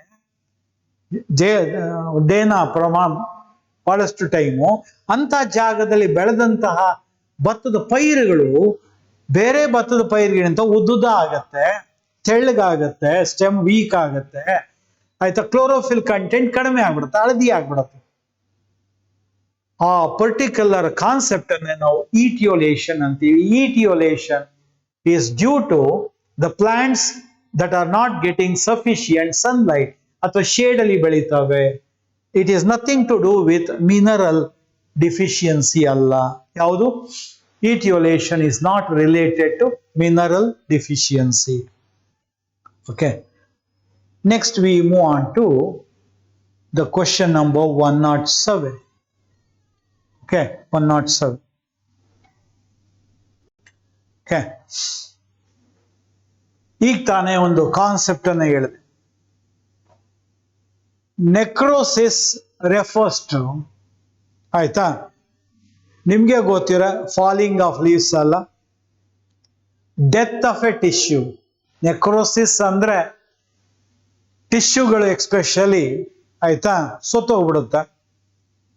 ಪ್ಲಾಂಟು ಬೆಳೆದಿರ್ತಕ್ಕಂಥ ಪ್ಲಾಂಟು ಅದರ ಗಿಡ ಎಲೆಗಳೆಲ್ಲ ಮುದುರ್ಕೊಂಡು ಬಾಡ್ಕೊಂಡು ಗಿಡ ಸುತ್ತೋಗುತ್ತೆ. So it is nothing to do with delay in flowering ಅಥವಾ ಇನಿಬಿಷನ್ ಆಫ್ ಸೆಲ್ ಡಿವಿಷನ್ ಅಲ್ಲ. ನೆಕ್ರೋಸಿಸ್ ಅಂದ್ರೆ the death of a tissue, that is plant tissues. Okay, so direct question. We are moving next on to 108. 108. Okay. ಇಲ್ಲಿ ಆ concept ಅನ್ನು ಹೋದ್ರೆ more then dash elements of the discovered so for are found in different plants ಅಂತ ಇದೆ. ಆಯ್ತಾ? Question number ಇದು 108 question, ಇದು 108ನೇ question. ನಿಮ್ಗೆ ಗೊತ್ತಿರೋ ಹಾಗೆ ನಾವು ಕನ್ನಡದಲ್ಲಿ ಇದನ್ನು ಹೇಳಿದ್ರೆ ಹೆಂಗೆ ಹೇಳ್ತೀವಿ? ಇದುವರೆಗೂ ಕಂಡು ಹಿಡಿದಿರುವಂತಹ 105 ಎಲಿಮೆಂಟ್ಗಳಲ್ಲಿ 60ಕ್ಕಿಂತ ಹೆಚ್ಚು ಎಲಿಮೆಂಟ್ಗಳು ಪ್ಲಾಂಟ್ಗಳಲ್ಲಿ ಸಿಕ್ಕಿದೆ. More than 60 elements are found in plants. So ಅದು ಆದ್ರೆ ಇಂಗ್ಲಿಷಲ್ಲಿ ಹೇಳಿದ್ರೆ more than 60 elements of the 105 discovered so for are found in different plants. ಇಲ್ಲಿ ನೋಡ್ರಿ, ಮೊದಲ ಆಯ್ತಾ 4ನೇ ಆಪ್ಷನ್ 2ನೇ ಆಪ್ಷನ್ ನಲ್ಲಿ ಹೆಚ್ಚು ಕಡಿಮೆ ಸಿಮಿಲಾರಿಟಿ ಇದೆ, ಸ್ವಲ್ಪ ಚೇಂಜ್ ಇದೆ. ಸೊ ಉತ್ತರ ಏನಾಗಬೇಕೀಗ? More then dash element, that is 60 element of the discovered, of the 105 discovered are found in different plant. So option for this 108ನೇ ಕ್ವಶನ್ ಗೆ ಸರಿಯಾದ ಉತ್ತರ 2ನೇ ಆಪ್ಷನ್, ಮೋರ್ ದನ್ 60, ಮೊದಲಿಗೆ 60 elements of the 105 discovered are found in different plants. ಇವೆಲ್ಲವೂ lines from the text book ಅಥವಾ text ಬುಕ್ಕಿನ ನಿಮ್ಮ NCERT ಬುಕ್ಕಿನ ಲೈನ್ಸ್ ಗಳಲ್ಲಿ ಈ ಪ್ರಶ್ನೆಗಳೆಲ್ಲ ಇದೆ. Okay, so then we are on to the next question 109. Okay, select the incorrectly matched pair. Incorrectly matched pair. Okay, question number 109 ಇದು. ಆಯ್ತಾ? ಅಲ್ಲಿ ನೋಡ್ರಿ, ಫಸ್ಟ್ ಆಪ್ಷನ್ ಕೊಟ್ಟಿದ್ದಾರೆ. ಏನಂತ ಕೊಟ್ಟಿದ್ದಾರೆ? Magnesium Mg, formation of mitotic spindles. ಇದು ಮೈಟಾಟಿಕ್ ಸ್ಪಿಂಡಲ್ಗೆ ಆಯ್ತಾ magnesium ಕಾರಣ ಅಲ್ಲ, ಕ್ಯಾಲ್ಸಿಯಂ ಕಾರಣ. ಇದು it will help in the formation of mitotic spindle, that is spindle formation during mitosis cell division. ಅದಕ್ಕೆ ಕಾರಣ ಕ್ಯಾಲ್ಸಿಯಮೇ ಹೊರತು ಮೆಗ್ನೀಷಿಯಂ ಅಲ್ಲ. ಮಿಕ್ಕಿದ 3 ಸರಿ ಇದೆ. Iron Fe for formation of chlorophyll ಸರಿ ಇದೆ. Chlorine Cl will help in anion and cation balance in the cell. ಇದ್ರ ಜೊತೆಗೆ ಬೇಕಿದ್ರೆ ಪೊಟ್ಯಾಷಿಯಂ ಅನ್ನು ಸೇರಿಸ್ಕೋಬಹುದು. Okay, so then we have sulfur, which is a component of vitamins. So 3 options ಗಳಲ್ಲಿ correct ಆಗಿ matched ಆಗಿದೆ. First option magnesium formation of mitotic spindle ಅನ್ನೋದು ತಪ್ಪು. ಸರಿ ಆಗಬೇಕಿದ್ರೆ ಏನ್ ಮಾಡಬೇಕಿತ್ತು? ಕ್ಯಾಲ್ಸಿಯಂ ಮಾಡಬೇಕಿತ್ತು. ಸೊ 109 ಕ್ವಶನ್ಗೆ 109ನೇ ಕ್ವಶನ್ಗೆ ಉತ್ತರ ಬಂದು first option, that is magnesium formation of mitotic spindles. So now we are on to the next question, 110th. Okay,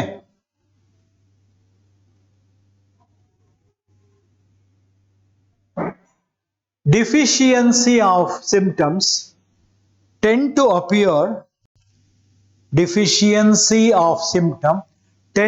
appear first in dash whenever the essential elements are relatively immobile and are not transported out of the mature organ.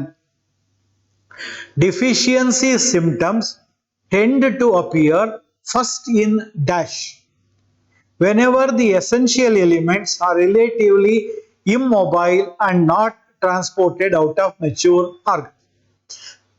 ಈಗ plants ಅಲ್ಲಿ sulphur calcium ಇವೆಲ್ಲ ಇದೆ, ಇವೆಲ್ಲವೂ ಕೂಡ structural component ಅಲ್ಲಿ ಭಾಗವಹಿಸ್ಬಿಡ್ತವೆ. Sulphur ಮತ್ತೆ calcium structural component. ಅವು ಸಸ್ಯ ಏಜ್ ಆದಾಗ ಅವುಗಳಿಂದ ಸೆಪರೇಟ್ ಆಗಿ ಯಂಗರ್ ಪಾರ್ಟ್ಗೆ ಟ್ರಾನ್ಸ್ಲೋಕೇಟ್ ಆಗಲ್ಲ. ಅದಕ್ಕೆ ಅವನ್ನ ರಿಲೇಟಿವ್ಲಿ ಇಮ್ಮೊಬೈಲ್ ಅಂತ ಕರಿತೀವಿ. ರಿಲೇಟಿವ್ಲಿ ಇಮ್ಮೊಬೈಲ್ ಆಗೋದ್ರಿಂದ ಇವುಗಳ ಸಿಂಪ್ಟಮ್ಸ್ ಏನಾಗ್ಬಿಡುತ್ತೆ, ಅವು ಯಂಗರ್ ಟಿಶ್ಯೂನಲ್ಲಿ ಕಂಡು ಬರುತ್ತೆ. ಯಾವ್ದಾದ್ರು ಎಲಿಮೆಂಟ್ಗಳು ಮೊಬೈಲ್ ಆಗಿದ್ರೆ ಆ ಮೊಬೈಲ್ ಎಲಿಮೆಂಟ್ಗಳ ಆಯ್ತಾ ಸಿಂಪ್ಟಮ್ಸ್ ಓಲ್ಡರ್ ಟಿಶ್ಯೂನಲ್ಲಿ ಕಂಡು ಬರುತ್ತೆ. ಎಲೆಗಳು ಆಯ್ತಾ ಎಲ್ಲೋ ಎಲ್ಲ ಏಜ್ ಆದ್ಮೇಲೆ ಇದಾಗ್ತಕ್ಕಂಥದ್ದು ಅದು ಮೊಬೈಲ್ ಎಲಿಮೆಂಟ್ಗಳಿಗೆ. ಇಮ್ಮೊಬೈಲ್ ಎಲಿಮೆಂಟ್ಗಳಲ್ಲಿ symptoms do appear first in younger tissue because these elements are the structural component. They cannot be separated and passed on to the younger tissue from the aged ones. That is what exactly. So 110ನೇ ಪ್ರಶ್ನೆಯ ಉತ್ತರ, deficiency symptoms tend to appear first in younger tissue. Okay, now we are on to the 111. Okay, the macronutrient is a component of all organic compound, but it is not obtained from soil. Okay, it is not obtained from soil. Soil ಇಂದ obtain ಮಾಡಿರಲ್ಲ ಒಂದು ಮ್ಯಾಕ್ರೋನ್ಯೂಟ್ರಿಯೆಂಟ್. ಇವೆಲ್ಲ ಮ್ಯಾಕ್ರೋನ್ಯೂಟ್ರಿಯೆಂಟ್ಗಳ ಇಲ್ಲಿ ಕೊಟ್ಟಿರೋ option hydrogen, nitrogen, carbon, oxygen. ಆದ್ರೆ ನಿಮ್ಗೆ ಗೊತ್ತು nitrogen soil ಅಲ್ಲಿ ಸಿಗುತ್ತೆ, ನೈಟ್ರೋಜನ್ ಫಿಕ್ಸೇಷನ್ ಆಗುತ್ತೆ ಆಯ್ತಾ. ಆಕ್ಸಿಜನ್ ಸಿಗುತ್ತೆ ವಾಟರ್ ಇಂದ, ಹೈಡ್ರೋಜನ್ ಸಿಗುತ್ತೆ ವಾಟರ್ ಇಂದ, ಆದ್ರೆ ಕಾರ್ಬನ್ ಸಿಗಲ್ಲ. ಕಾರ್ಬನ್ ಸಾಯಿಲ್ ಇಂದ ಸಿಗಲ್ಲ. ಎಲ್ಲಿಂದ ಸಿಗುತ್ತೆ? ಆಸ್ ಎ ಕಾರ್ಬನ್ ಡೈಆಕ್ಸೈಡ್ ಆಗಿ ಸಿಗುತ್ತೆ, ಏರ್ ಇಂದ ಸಿಗುತ್ತೆ. ಸೊ ನಿಮ್ಗೆ ಗೊತ್ತು carbon is A component of all organic compound. Proteins, fats, carbohydrates ಎಲ್ಲದರಲ್ಲೂ ಕಾರ್ಬನ್ ಇದೆ. ನಿಮ್ಗೆ ಗೊತ್ತು ಒಂದು ಆರ್ಗ್ಯಾನಿಸಮ್ ಇನ್ 49% ಆಯ್ತಾ ಕಾರ್ಬನ್ ಆಯ್ತಾ it represent. So thereby the carbon, which is a component of a macronutrient, cannot be obtained from soil. It can be obtained from atmosphere in the form of carbon dioxide. Okay, so answer for this is the third option, the 111th question again, third option. So we are moving on to the next question, that is 112.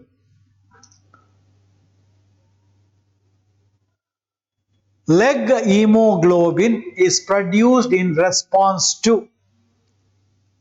A1 option photosynthesis, 2 fatty acid oxidation, 3 nitrogen fixation, 4 respiration. Okay, coming back to this, idra bagge bandre okay, ಈಗ leg haemoglobin ಅಂತ ಇದೆ. Leg haemoglobin, ಈ leg haemoglobin ಅನ್ನೋದು ಒಂದು ರೀತಿಯ pink coloured pigment. ಇದು root nodules of ಆಯ್ತಾ legume plants ಅಲ್ಲಿ ಇರುತ್ತೆ.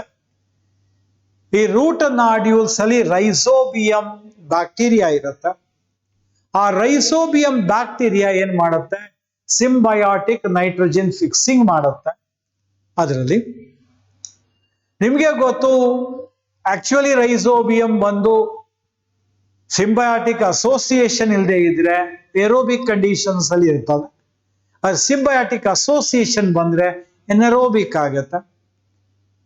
ಆಗ ಅದಕ್ಕೆ ಅದು ನೈಟ್ರೋಜಿನಿಯಸ್ ಎಂಸೈಮ್ ಉತ್ಪಾದನೆ ಆಗ್ಬೇಕು.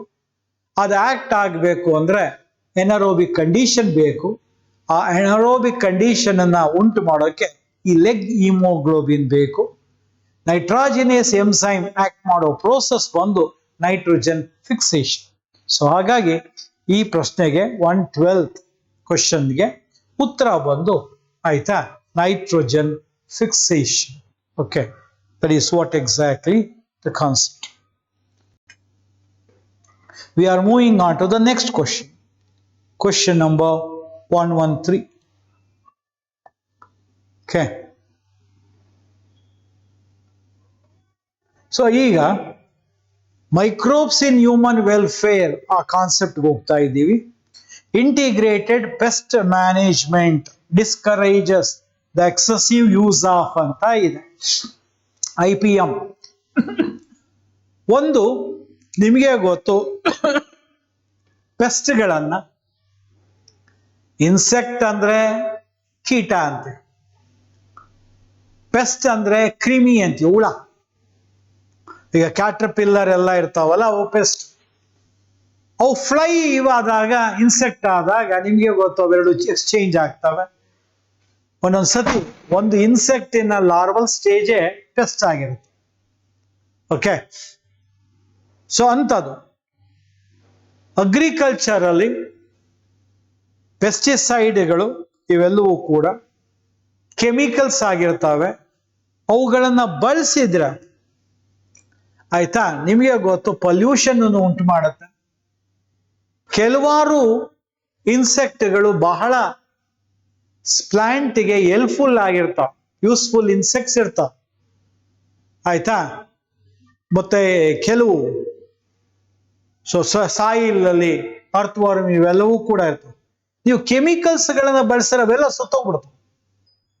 ಹಾಗಾಗಿ ಇಂಟಿಗ್ರೇಟೆಡ್ ಪೆಸ್ಟ್ ಮ್ಯಾನೇಜ್ಮೆಂಟ್ ಅಲ್ಲಿ discourages excessive use of chemical pesticide. Chemical pesticide ಇಕ್ಕಿದ್ದು ಸರಿ ಇದೆ, ಬಟ್ ಕೆಮಿಕಲ್ ಪೆಸ್ಟಿಸೈಡ್ ಅನ್ನು ಯೂಸ್ ಮಾಡೋದನ್ನ ಅದು ಡಿಸ್ಕರೇಜ್ ಮಾಡುತ್ತೆ. That is what exactly the meaning of this.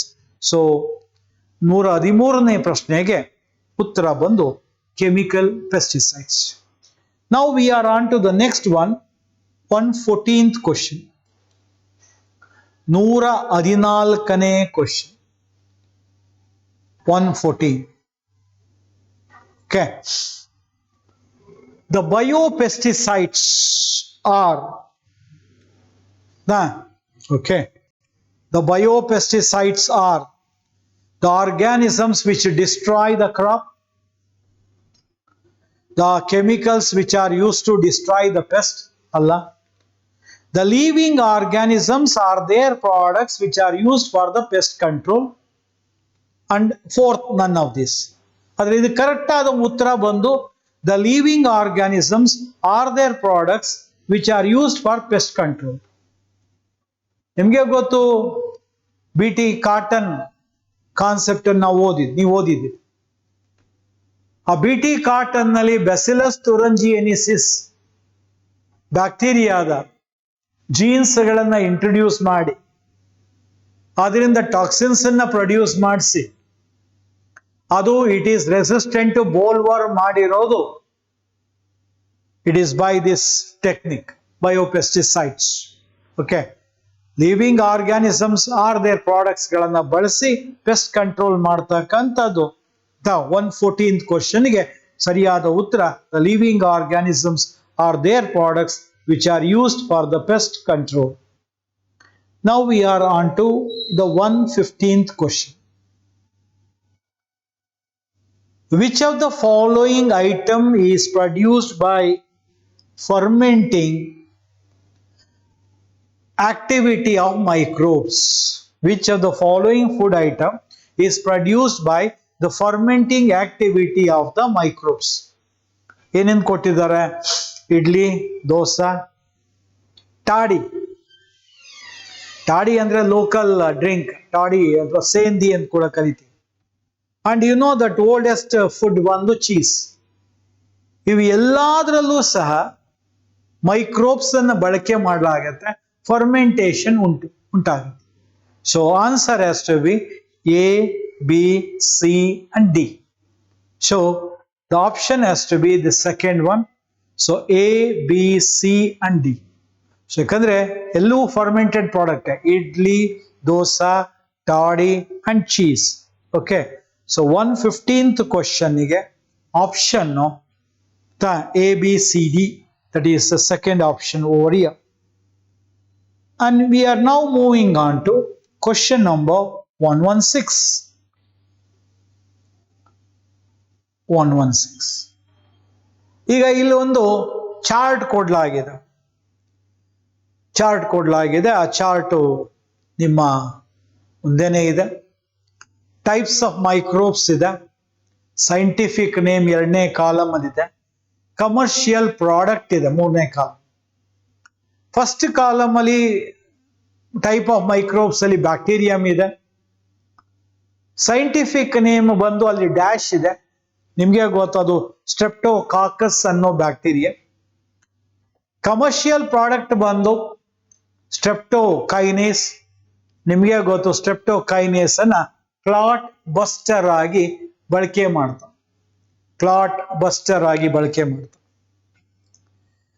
B ನಲ್ಲಿ ಫಂಗಸ್, ಟೈಪ್ಸ್ ಆಫ್ ಮೈಕ್ರೋಬ್ಸ್ ಬಂದು fungus.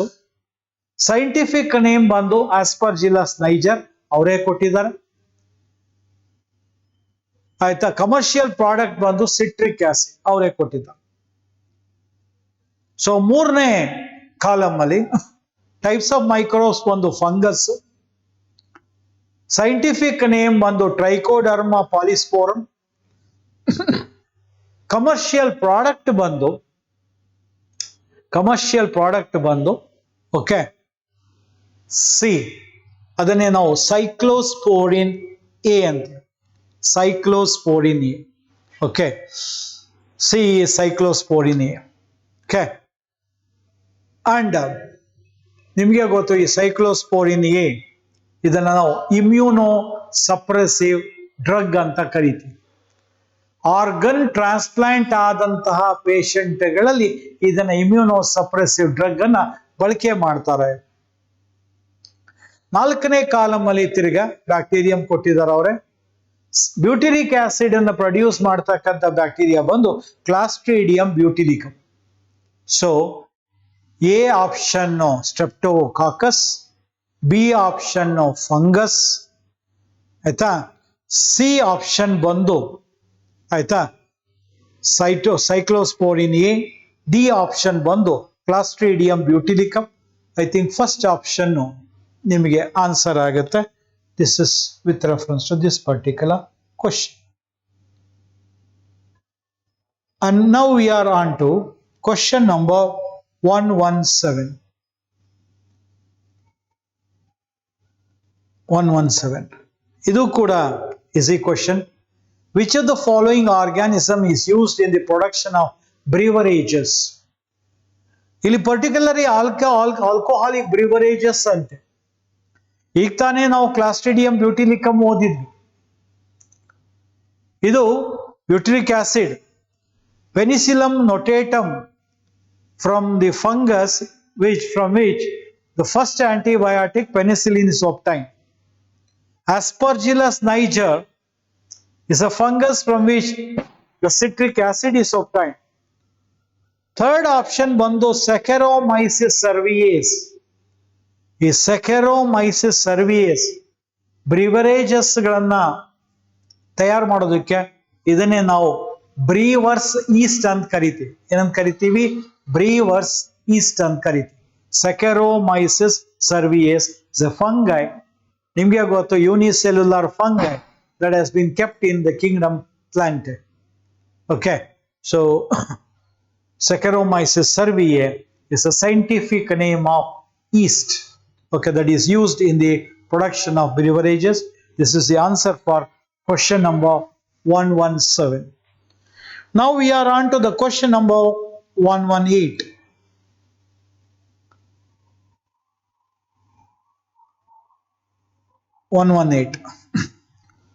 Monascus purpureus is a yeast fungus commercially used for the production of.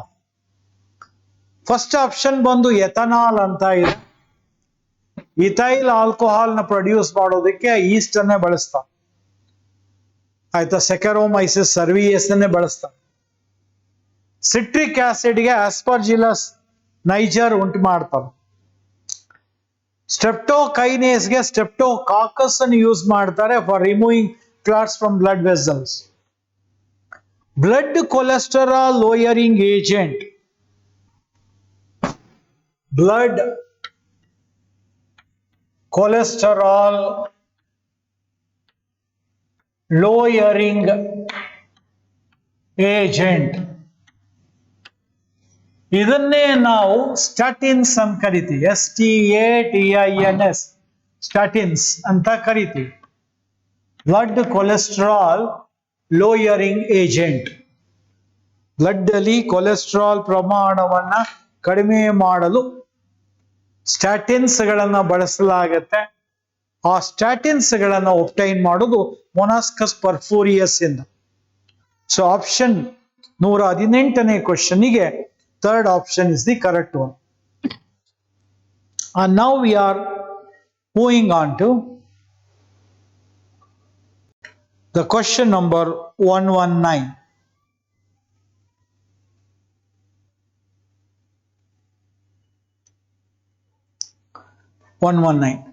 Question ಓದ್ಬಿಡ್ತೀನಿ. In sewage treatment process, in which part of the decomposers bacteria present in the waste is recycled into the starting of the process is called as ಅಂತ ಇದೆ. Sewage treatment ಅಲ್ಲಿ which part of the decomposer bacteria present in the waste is recycled into the starting of the process. Normal ಆಗಿ ಇದನ್ನ ಹೇಳುವಾಗ primary treatment ಅಂದ್ರೆ mechanical, ಸೆಡಿಮೆಂಟೇಶನ್, filtration. Second treatment ಬಂದು biological treatment. ಅದರಲ್ಲಿ aerobic bacteria ಮತ್ತೆ ಇದು ಮೈಸೀಲಿಯಾ, fungal ಮೈಸೀಲಿಯಾ ಸೇರ್ಕೊಂಡು ಫ್ಲಾಕ್ಸ್ ಆಗುತ್ತೆ. ಆ ಫ್ಲಾಕ್ಸ್ಗಳು ಇನ್ವಾಲ್ವಿಂಗ್ ದ ಏರೋಬಿಕ್ ಬ್ಯಾಕ್ಟೀರಿಯಾ, ಅವುಗಳ ಮಾಸನ್ನ ನಾವು ಆಕ್ಟಿವೇಟೆಡ್ ಸ್ಲಡ್ಜ್ ಅಂತೀವಿ. ಆಕ್ಟಿವೇಟೆಡ್ ಸ್ಲಡ್ಜ್ನ ಸ್ವಲ್ಪ ಭಾಗವನ್ನ ಪ್ರೈಮರಿ ಟ್ಯಾಂಕ್ಗೂ ಕೂಡ ಹಾಕಬಹುದು, ಯಾಕಂದ್ರೆ ಸೋರ್ಸ್ ಫಾರ್ ಏರೋಬಿಕ್ ಬ್ಯಾಕ್ಟೀರಿಯಾ. ಆದ್ರೆ ಅದು ಕಾನ್ಸೆಪ್ಟ್ ಅನ್ನ ಇಲ್ಲಿ ಹೇಳಲಾಗಿಲ್ಲ. Primary treatment, secondary treatment and tertiary treatment, none of these ಅಂತ ಇದೆ. So thereby activated sludge ಅಂತ ಬರಬೇಕಿತ್ತು, ಅದು ಬಂದಿಲ್ಲ. ಸೊ ಆನ್ಸರ್ ಏನಾಗತ್ತೆ? None of this. ಸೊ 119ನೇ ಪ್ರಶ್ನೆಗೆ none of this is the answer. And now we are on to the 120th question.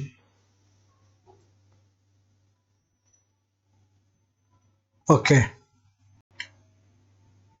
Which of the following is present in the rumen of cattle? Cattles ಗಳಲ್ಲಿ ಹಸು ಎಮ್ಮೆಗಳನ್ನ ನಾವು cattles ಅಂತೀವಿ. ಅವುಗಳನ್ನ ಕಡ್ chewing animals ಅಂತೀವಿ, ruminants ಅಂತ ಕರಿತೀವಿ. ಅವುಗಳಲ್ಲಿ 4 chambers ಇರ್ತದೆ ಸ್ಟಮಕ್ ಅಲ್ಲಿ, ಅದರಲ್ಲಿ ರೂಮೆನ್ ಕೂಡ ಒಂದು. ಓಕೆ, ನಿಮ್ಗೆ ಗೊತ್ತು, ಅದರ ಸಗಣಿಯನ್ನ, ಹಸುವಿನ ಸಗಣಿಯನ್ನ ನಾವು ಬಯೋಗ್ಯಾಸ್ ಪ್ರೊಡಕ್ಷನ್ಗೆ ಬಳಸ್ತೀವಿ. And you know that they are rich in methanobacteria. ಆಯ್ತಾ, ಮೆಥೆನೋಬ್ಯಾಕ್ಟರ್ಗಳು ಇರ್ತವೆ, ಅವುಗಳಿಂದ ಗೋಬರ್ ಗ್ಯಾಸ್ ಪ್ರೊಡ್ಯೂಸ್ ಆಗುತ್ತೆ. So thereby which of the following is present in the rumen of cattle ಅಂದ್ರೆ ಮೆಥೆನೋಬ್ಯಾಕ್ಟೀರಿಯಾ. ಅಜೋಸ್ಪಿರಲಮ್ ಮತ್ತೆ ಅಜೆಟೋಬ್ಯಾಕ್ಟರ್ ಏನ್ ಕೊಟ್ಟಿದ್ದಾರೆ, ಅವೆರಡೂ ಸಹ free living nitrogen fixing bacteria. Rhizobium ಅಂತ ಏನ್ ಕೊಟ್ಟಿದ್ದಾರೆ, and you know that it is a symbiotic bacteria present in the root nodules of leguminous plants. ಹಾಗಾಗಿ ಈ 120ನೇ ಕ್ವಶನ್ಗೆ ಉತ್ತರ ಬಂದು ಮೆಥೆನೋಬ್ಯಾಕ್ಟರ್, that is the first option.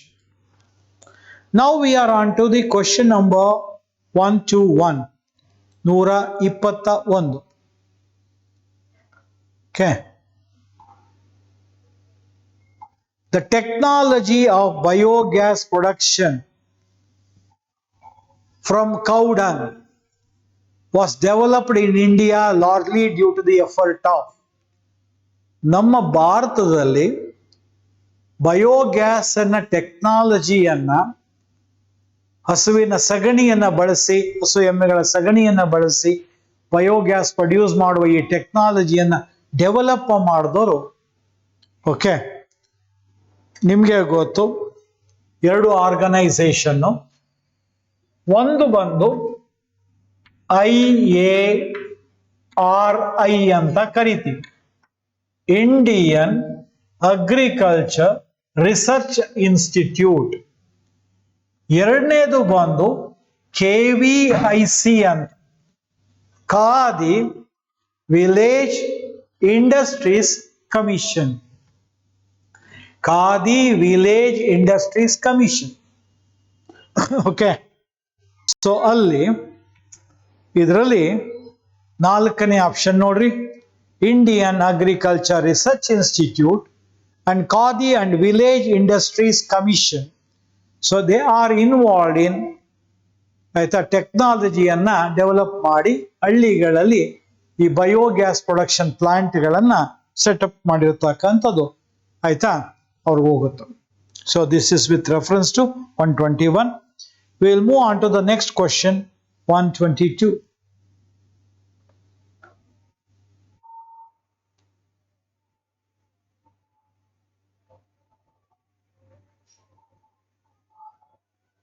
Okay, biogas generation in a three-stage anaerobic digestion of animals and other organic wastes. Aitha, study the following flow chart and select the correct options. ಈಗ ನಿಮಗೆ ಗೊತ್ತಿರೋ ಹಾಗೆ ಮೊದಲಿಗೆ ಫಸ್ಟ್ ಸ್ಟೇಜಲ್ಲಿ ನೋಡ್ರಿ ಎಲ್ಲವೂ ಕೂಡ complex organic ಕಾಂಪೌಂಡ್ಗಳು ಫಸ್ಟ್ ಸ್ಟೇಜಲ್ಲಿ protein fats cellulose hemicellulose anaerobic micro ಆರ್ಗ್ಯಾನಿಸಮ್ಸ್ಗಳು ಈ ಎಂಸೈಮ್ಗಳ ಸಹಾಯದಿಂದ ಇವುಗಳನ್ನು ಬ್ರೇಕ್ ಡೌನ್ ಮಾಡಿ ಸಿಂಪಲ್ ಮಾನೋಮರ್ಸ್ ಆಗಿ ಕನ್ವರ್ಟ್ ಮಾಡುತ್ತೆ ಕಾಂಪ್ಲೆಕ್ಸ್ಗಳನ್ನ ಆರ್ಗ್ಯಾನಿಕ್ ಕಾಂಪೌಂಡ್ಗಳನ್ನ ಮಾನೋಮರ್ಸ್ ಆಗಿ ಕನ್ವರ್ಟ್ ಮಾಡುತ್ತೆ. ಸೆಕೆಂಡ್ ಸ್ಟೇಜಲ್ಲಿ ಈ ಮಾನೋಮರ್ಸ್ಗಳು ಆರ್ಗ್ಯಾನಿಕ್ ಆಸಿಡ್ಗಳಾಗತ್ತೆ by fermentation causing microbes. Fermentation ಉಂಟು ಮಾಡುವ ಮೈಕ್ರೋಬ್ಸ್ ಇಂದ ಆರ್ಗ್ಯಾನಿಕ್ ಆಸಿಡ್ ಆಗುತ್ತೆ. ಥರ್ಡ್ ಸ್ಟೇಜಲ್ಲಿ especially organic acids are acted upon by methanogenic bacteria to release the gas. So ಇಲ್ಲಿ ಇವೆಲ್ಲ ಆಪ್ಷನ್ಸ್ಗಳು ಸರಿ ಇದೆ. ಸ್ಟೂಡೆಂಟ್ಸ್, ಈ ಕಾನ್ಸೆಪ್ಟ್ಗಳು ನಿಮ್ಮ ಟೆಕ್ಸ್ಟ್ ಬುಕ್ ಅಲ್ಲಿ ಇಲ್ಲ, ಅಡಿಷನಲ್ ಇನ್ಫಾರ್ಮೇಶನ್. ಇದು actual mechanism of how first stage ಅಲ್ಲಿ ಏನ್ ಹೇಳಿದೆ, anaerobic microorganisms bring about the enzymatic breakdown of complex organic compounds into simple soluble compounds or monomers. Monomers. Okay. So second stage ali monomers are converted into organic acid. Matte bekidre adanna So second option sali monomers are converted into organic acid by fermentation causing microbes. In third ali organic acid are acted upon by methanogenic bacteria, okay, to produce biogas. So ಇಲ್ಲಿ ಎಲ್ಲವೂ ಸರಿ ಇದೆ. So answer is all of this. Okay. So we are moving on to the question number 1, 2, 3. Okay.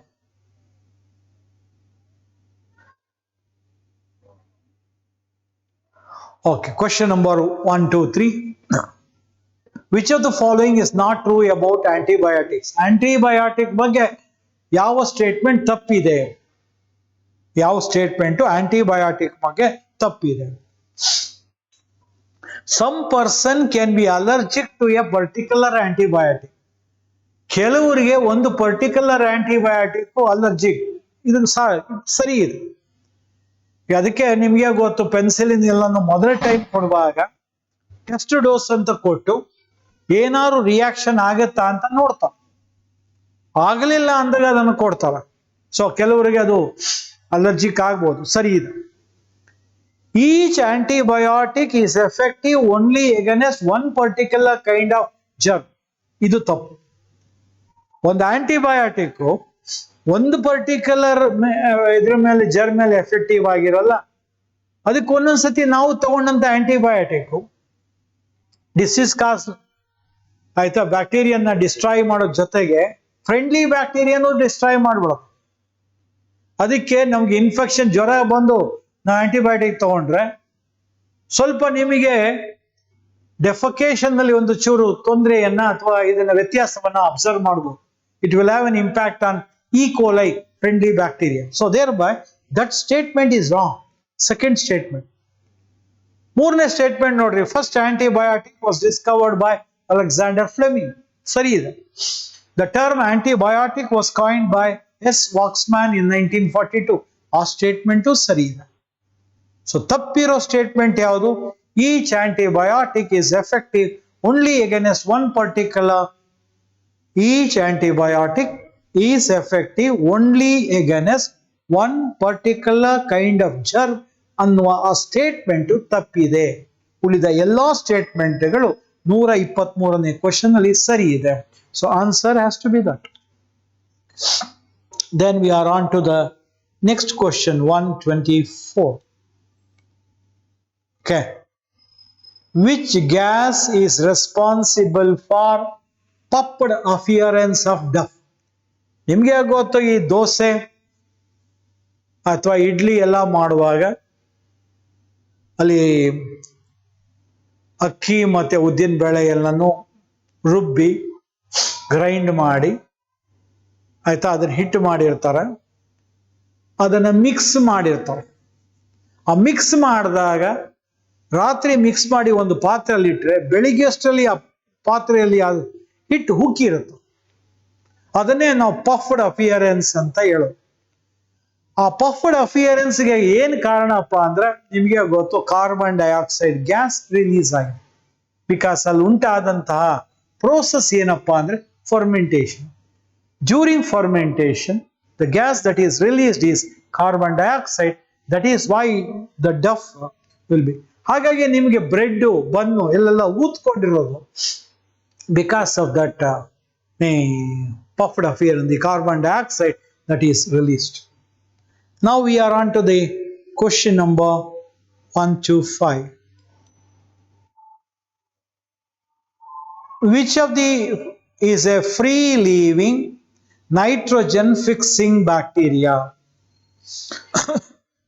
Which is a free living nitrogen fixing bacteria? ಇಲ್ಲಿ fourth option ನೋಡ್ರಿ, rhizobium. ಅದು symbiotic, free living ಅಲ್ಲ, ಅದು symbiotic ಆಯ್ತಾ.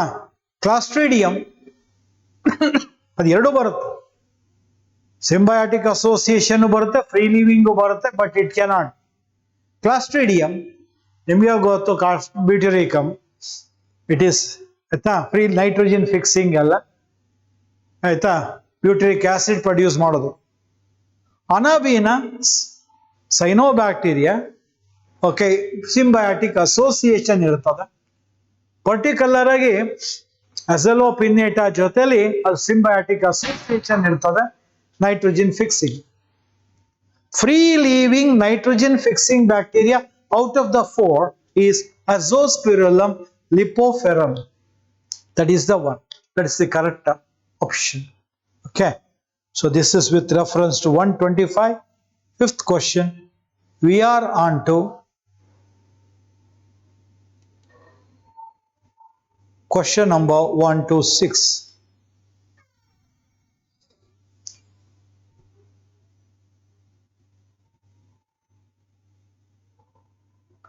Azolla pinnata, 126ನೇ question. Azolla pinnata has been found as an important biofertilizer for paddy fields. This quality is due to the presence of cyanobacteria. Bacteria ಅಲ್ಲ, ಯಾಕಂದ್ರೆ azolla ಪಿನ್ನೇಟ ಆಯ್ತಾ ಅನಾಬೀನಾ ಅಂತಕ್ಕಂತಹ ಸೈನೋಬ್ಯಾಕ್ಟೀರಿಯಾದ association. ಇದು ಫ್ಯಾಡಿ fields ಅಲ್ಲಿ ಬೆಳೆಯೋದ್ರಿಂದ ನೈಟ್ರೋಜನ್ ಫಿಕ್ಸೇಷನ್ ಉಂಟು ಮಾಡುತ್ತೆ. ಹಾಗಾಗಿ fertility of the soil will get increased.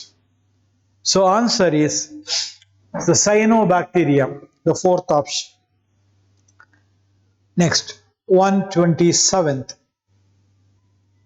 Okay.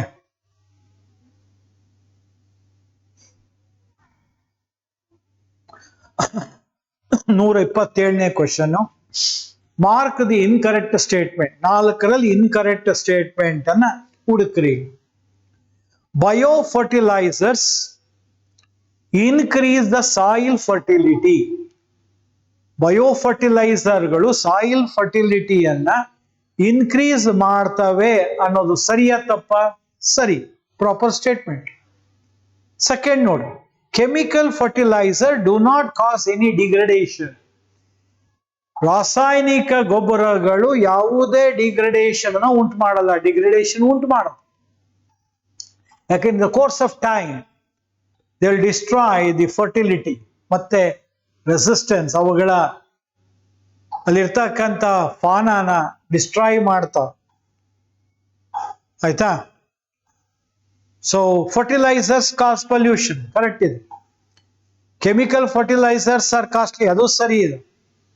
Incorrect statement, chemical fertilizer do not cause any degradation. They cause degradation ಅಂದ್ಬಿಟ್ಟಿದ್ರೆ ಕರೆಕ್ಟ್ ಆಗ್ಬಿಡ್ತಿತ್ತು. ಅದಕ್ಕೆ ಇದು incorrect statement. So that is about 127th question. So chemical fertilizer do not cause any degradation. That is actually they cause it. We are on to 128th question.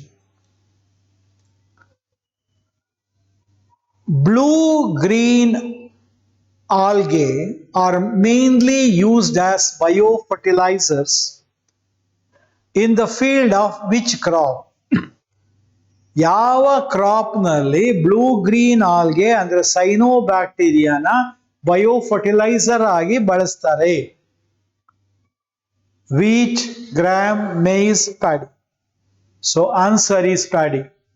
ಭತ್ತದ ಗದ್ದೆಯಲ್ಲಿ ನಿಮ್ಗೆ ಗೊತ್ತು, blue green BGA culture ಅಂತ, blue green algal culture ಅಂತ ಹಾಕಿ nitrogen fixation ಅನ್ನ ಉಂಟು ಮಾಡಿ, ಯಾಕಂದ್ರೆ ಭತ್ತದ ಗದ್ದೆಯಲ್ಲಿ ನೀರನ್ನ ನಾವು ಉಳಿಸ್ತೀವಿ. ಸೈನೋಬ್ಯಾಕ್ಟೀರಿಯಾ ಅಕ್ವಾಟಿಕ್ ಫಾರಮ್ ಆಗಿರೋದ್ರಿಂದ ದೇ ಕ್ಯಾನಾಟ್, ಇನ್ಯಾವುದೇ ಇದರಲ್ಲೂ ನೀರು ಕಂಟಿನ್ಯೂಸ್ ಆಗಿರಲ್ಲ. ಅಲ್ಲಿ ಬ್ಲೂ ಗ್ರೀನ್ ಆಲ್ಗೆನ ಬೆಳೆಸಕ್ಕಾಗಲ್ಲ. ಬಟ್ ಪ್ಯಾಡಿ ಫೀಲ್ಡ್ ಅಲ್ಲಿ ಸಾಧ್ಯ. So thereby that is the answer. Okay, so we are moving next on to the 129th question.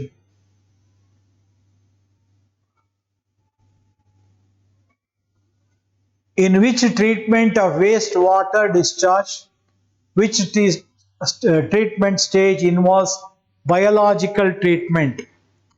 ಇದರಲ್ಲಿ ಆಲ್ರೆಡಿ ನಾವು ಡಿಸ್ಕಸ್ ಮಾಡಿದ್ವಿ. ಫಸ್ಟ್ ಸ್ಟೇಜ್ ಅಲ್ಲಿ ಫಿಲ್ಟ್ರೇಷನ್, ಮೆಕ್ಯಾನಿಕಲ್ಲು ಹಾಗೂ ಫಿಲ್ಟ್ರೇಷನ್ ಅಂದ್ರೆ ಸೆಡಿಮೆಂಟೇಷನ್, ಫಿಲ್ಟ್ರೇಷನ್, ಮೆಕ್ಯಾನಿಕಲ್. ಎರಡನೇ stage ಬಂದು ಬಯೋಲಾಜಿಕಲ್. ಅಲ್ಲಿ aerobic bacteria plays a very important role. So, in the treatment of wastewater discharge, which treatment stage involves biological treatment? Andre second treatment. So option 129th question ಗೆ secondary treatment. We are on to question number 130. 130ನೇ question. Which of the following is wrongly mashed? ತಪ್ಪು ಯಾವುದು ಇದೆ? East ethanol correct ಇದೆ. ಸೆಕರೋಮೈಸಿಸ್ ಸರ್ವಿಯೇಸ್ ಅಂದ್ರು ಒಂದೇ, East ಅಂದ್ರು ಒಂದೇ. Ethanol ಅಂದ್ರೆ ಈಥೈಲ್ ಆಲ್ಕೋಹಾಲ್, ಸರಿಯಾದ ಉತ್ತರ. ಲ್ಯಾಕ್ಟೋಬ್ಯಾಸಿಲಸ್ ಬಿಯರ್ ಅಂತ ಇದೆ, ತಪ್ಪು. ಸೆಕೆರೋಮೈಸಿಸ್ ಸರ್ವಿಯಸ್ ಅನ್ನೇ ಬೀರ್ ಯೂಸ್ ಮಾಡ್ತಾರೆ. ಲ್ಯಾಕ್ಟೋಬ್ಯಾಸಿಲಸ್ ಮಿಲ್ಕ್ ಇಂಟು ಕರ್ಡ್ಸ್ ಅಂತ ಹೇಳಿದ್ರೆ ಸರಿ ಇರ್ತಿತ್ತು, ಇಲ್ಲಿ ತಪ್ಪಾಯ್ತು. ಸ್ಟ್ರೆಪ್ಟೋಮೈಸಿಸ್ ಆಂಟಿಬಯೋಟಿಕ್ ಸರಿ ಇದೆ. ಮೆಥೆನೋಜನ್ ಗೋಬರ್ ಗ್ಯಾಸ್ ಅದು ಸರಿ ಇದೆ. ಸೊ 130th ಕ್ವಶನ್ಗೆ wrong answer is lactobacillus beer. Okay. Now we are on to question number 131. 131. Which of the following pairs is correctly matched anta ide? Which of the following pairs is correctly matched? First one, mycorrhizae mineral uptake from soil. ಮೊದಲಿಗೆ ಮೈಕೋರೈಸೆ ಅಂದ್ರೆ ಏನು? ನಿಮ್ಗೆ ಗೊತ್ತು, ಮೈಕೋರೈಸೆ ಅಂದ್ರೆ ಒಂದು fungus. ಅದು ನಿಮಗ್ ಗೊತ್ತಿರೋ ಹಾಗೆ ಗ್ಲಾಮಸ್ ಅನ್ನುವಂತ ಜೀನಸ್ಗೆ ಸೇರಿದ ಫಂಗಸ್ ಹೈಯರ್ ಪ್ಲಾಂಟ್ಗಳ ರೂಟ್ಸ್ ಅಲ್ಲಿ ಸಿಂಬಯಾಟಿಕ್ ಅಸೋಸಿಯೇಷನ್ ನಲ್ಲಿ ಇರುತ್ತೆ. ಸಿಂಬಯಾಟಿಕ್ ಅಸೋಸಿಯೇಷನ್ ನಲ್ಲಿ ಇರುತ್ತೆ. ಇದು ನಿಮ್ಗೆ ಗೊತ್ತಿರೋ ಹಾಗೆ phosphorus uptake, phosphorus uptake from the ಸಾಯಿಲ್ಗೆ ಹೆಲ್ಪ್ ಮಾಡುತ್ತೆ. Okay, so thereby first option is correct. Second option ನೋಡ್ರಿ, ಅಲ್ಲಿ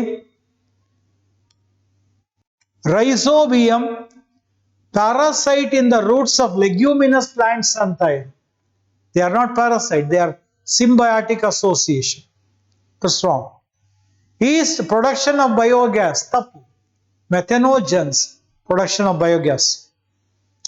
Azospirillum symbiotic nitrogen fixing bacteria, wrong. Free living nitrogen fixing bacteria. So question number 131 nalli option mycorrhizae mineral uptake, that's correct. Okay, and we are moving on to question number 132. Cyanobacteria are autotrophs, heterotrophs, organotrophs, chemotrophs. So nimge gottu, they are autotrophs. They are the producers. They contain chlorophyll. Okay, they can prepare their own food. Cyanobacteria anta iga karitivi. Previously they were called as blue green algae. Okay, Anabina, Oscillatoria, Nostoc, ivella avugala examples. So thereby they are autotrophs. They are producers. And we are on to the next question, 133. A nitrogen fixing bacteria, a nitrogen fixing microbe associated with fern azolla, that is Azolla pinnata, in rice field is, so already we have discussed this concept, that is Anabina. Anabina. ಆಯ್ತಾ? ನಿಮ್ಗೆ ಗೊತ್ತು ಸ್ಪಿರುಲೈನಾ ಅಂತದೆ, highest protein content, ಬಹಳ ವೇಗವಾಗಿ ಅದನ್ನ multiply ಮಾಡಬಹುದು. Okay, very rich in proteins. ಆಯ್ತಾ? ಮತ್ತೆ rhizobium bacteria. Okay, Frankia non-leguminous plants ಗಳಲ್ಲಿ they are the ones especially involved in nitrogen fixing. Okay, so we are on to the, so idukku answer 133 answer is Anabina. We are on to the 134th question. Which of the following microbe forms symbiotic association with plants and helps them in their nutrition? Okay, so idu particular agi, so glamus antakantadu I did already told you here, it will be there in the roots of higher plants. Glamus ge sertakantadu. Trichoderma polysporum inda cyclosporin A paditivi. Acetobacter inda free living nitrogen fixing bacteria adu. Aspergillus niger ನಿಮಗೆ citric acid produce ಮಾಡಿಸುತ್ತದೆ. So thereby 134th ಕ್ವಶನ್ಗೆ first option glomus is the answer. We are on to the last question now. Okay. Which of the following is not used in organic farming? Organic farming ಅಲ್ಲಿ ಯಾವುದನ್ನ use ಮಾಡಲಾಗಲ್ಲ? First one ನೋಡ್ರಿ, oscillatoria. ಇದು ಕೂಡ cyanobacteria. Nitrogen fix ಮಾಡುತ್ತೆ, use ಮಾಡುತ್ತೆ. Earthworm ನಿಮಗೆ ಗೊತ್ತು, farmer friend ಅಂತೀವಿ. ಓಕೆ, ಸೊ ಆರ್ಗ್ಯಾನಿಕ್ ಫಾರ್ಮಿಂಗ್ ಅಲ್ಲಿ earthworm has a good role. Glomus mycorrhizal association ಮಾಡುತ್ತೆ, ಫಾಸ್ಫರಸ್ ಅಪ್ಟೇಕ್ ಹೆಲ್ಪ್ ಮಾಡುತ್ತೆ. ಕೊನೆ ಫೋರ್ತ್ ಆಪ್ಷನ್ ನೋಡ್ರಿ, ಸ್ನೇಲ್. ಆಯ್ತಾ? You know that it belongs to the phylum Mollusca. ಕನ್ನಡದಲ್ಲಿ ನಾವು ಬಸವನ ಹುಳ ಅಂತ ಕರಿತೀವಿ. ಅದು ಆರ್ಗ್ಯಾನಿಕ್ ಫಾರ್ಮಿಂಗ್ ಅಲ್ಲಿ it doesn't have any role. So with that, we have completed the discussion of botany questions starting from 90 to 135 questions. Two chapters from first year, that is transport in plant and mineral nutrition. And then we discussed about microbes in human welfare, second year chapters. 99% of the questions, their answers are there in the NCERT textbook. If you go through with that, you can only very few, one or two questions, they are related to that with little extra information. Okay, this is how you should always concentrate on your textbook. That gives you you study descriptively. Okay, you can know you can answer many of the questions for you. So thank you. That is what exactly our discussion will end.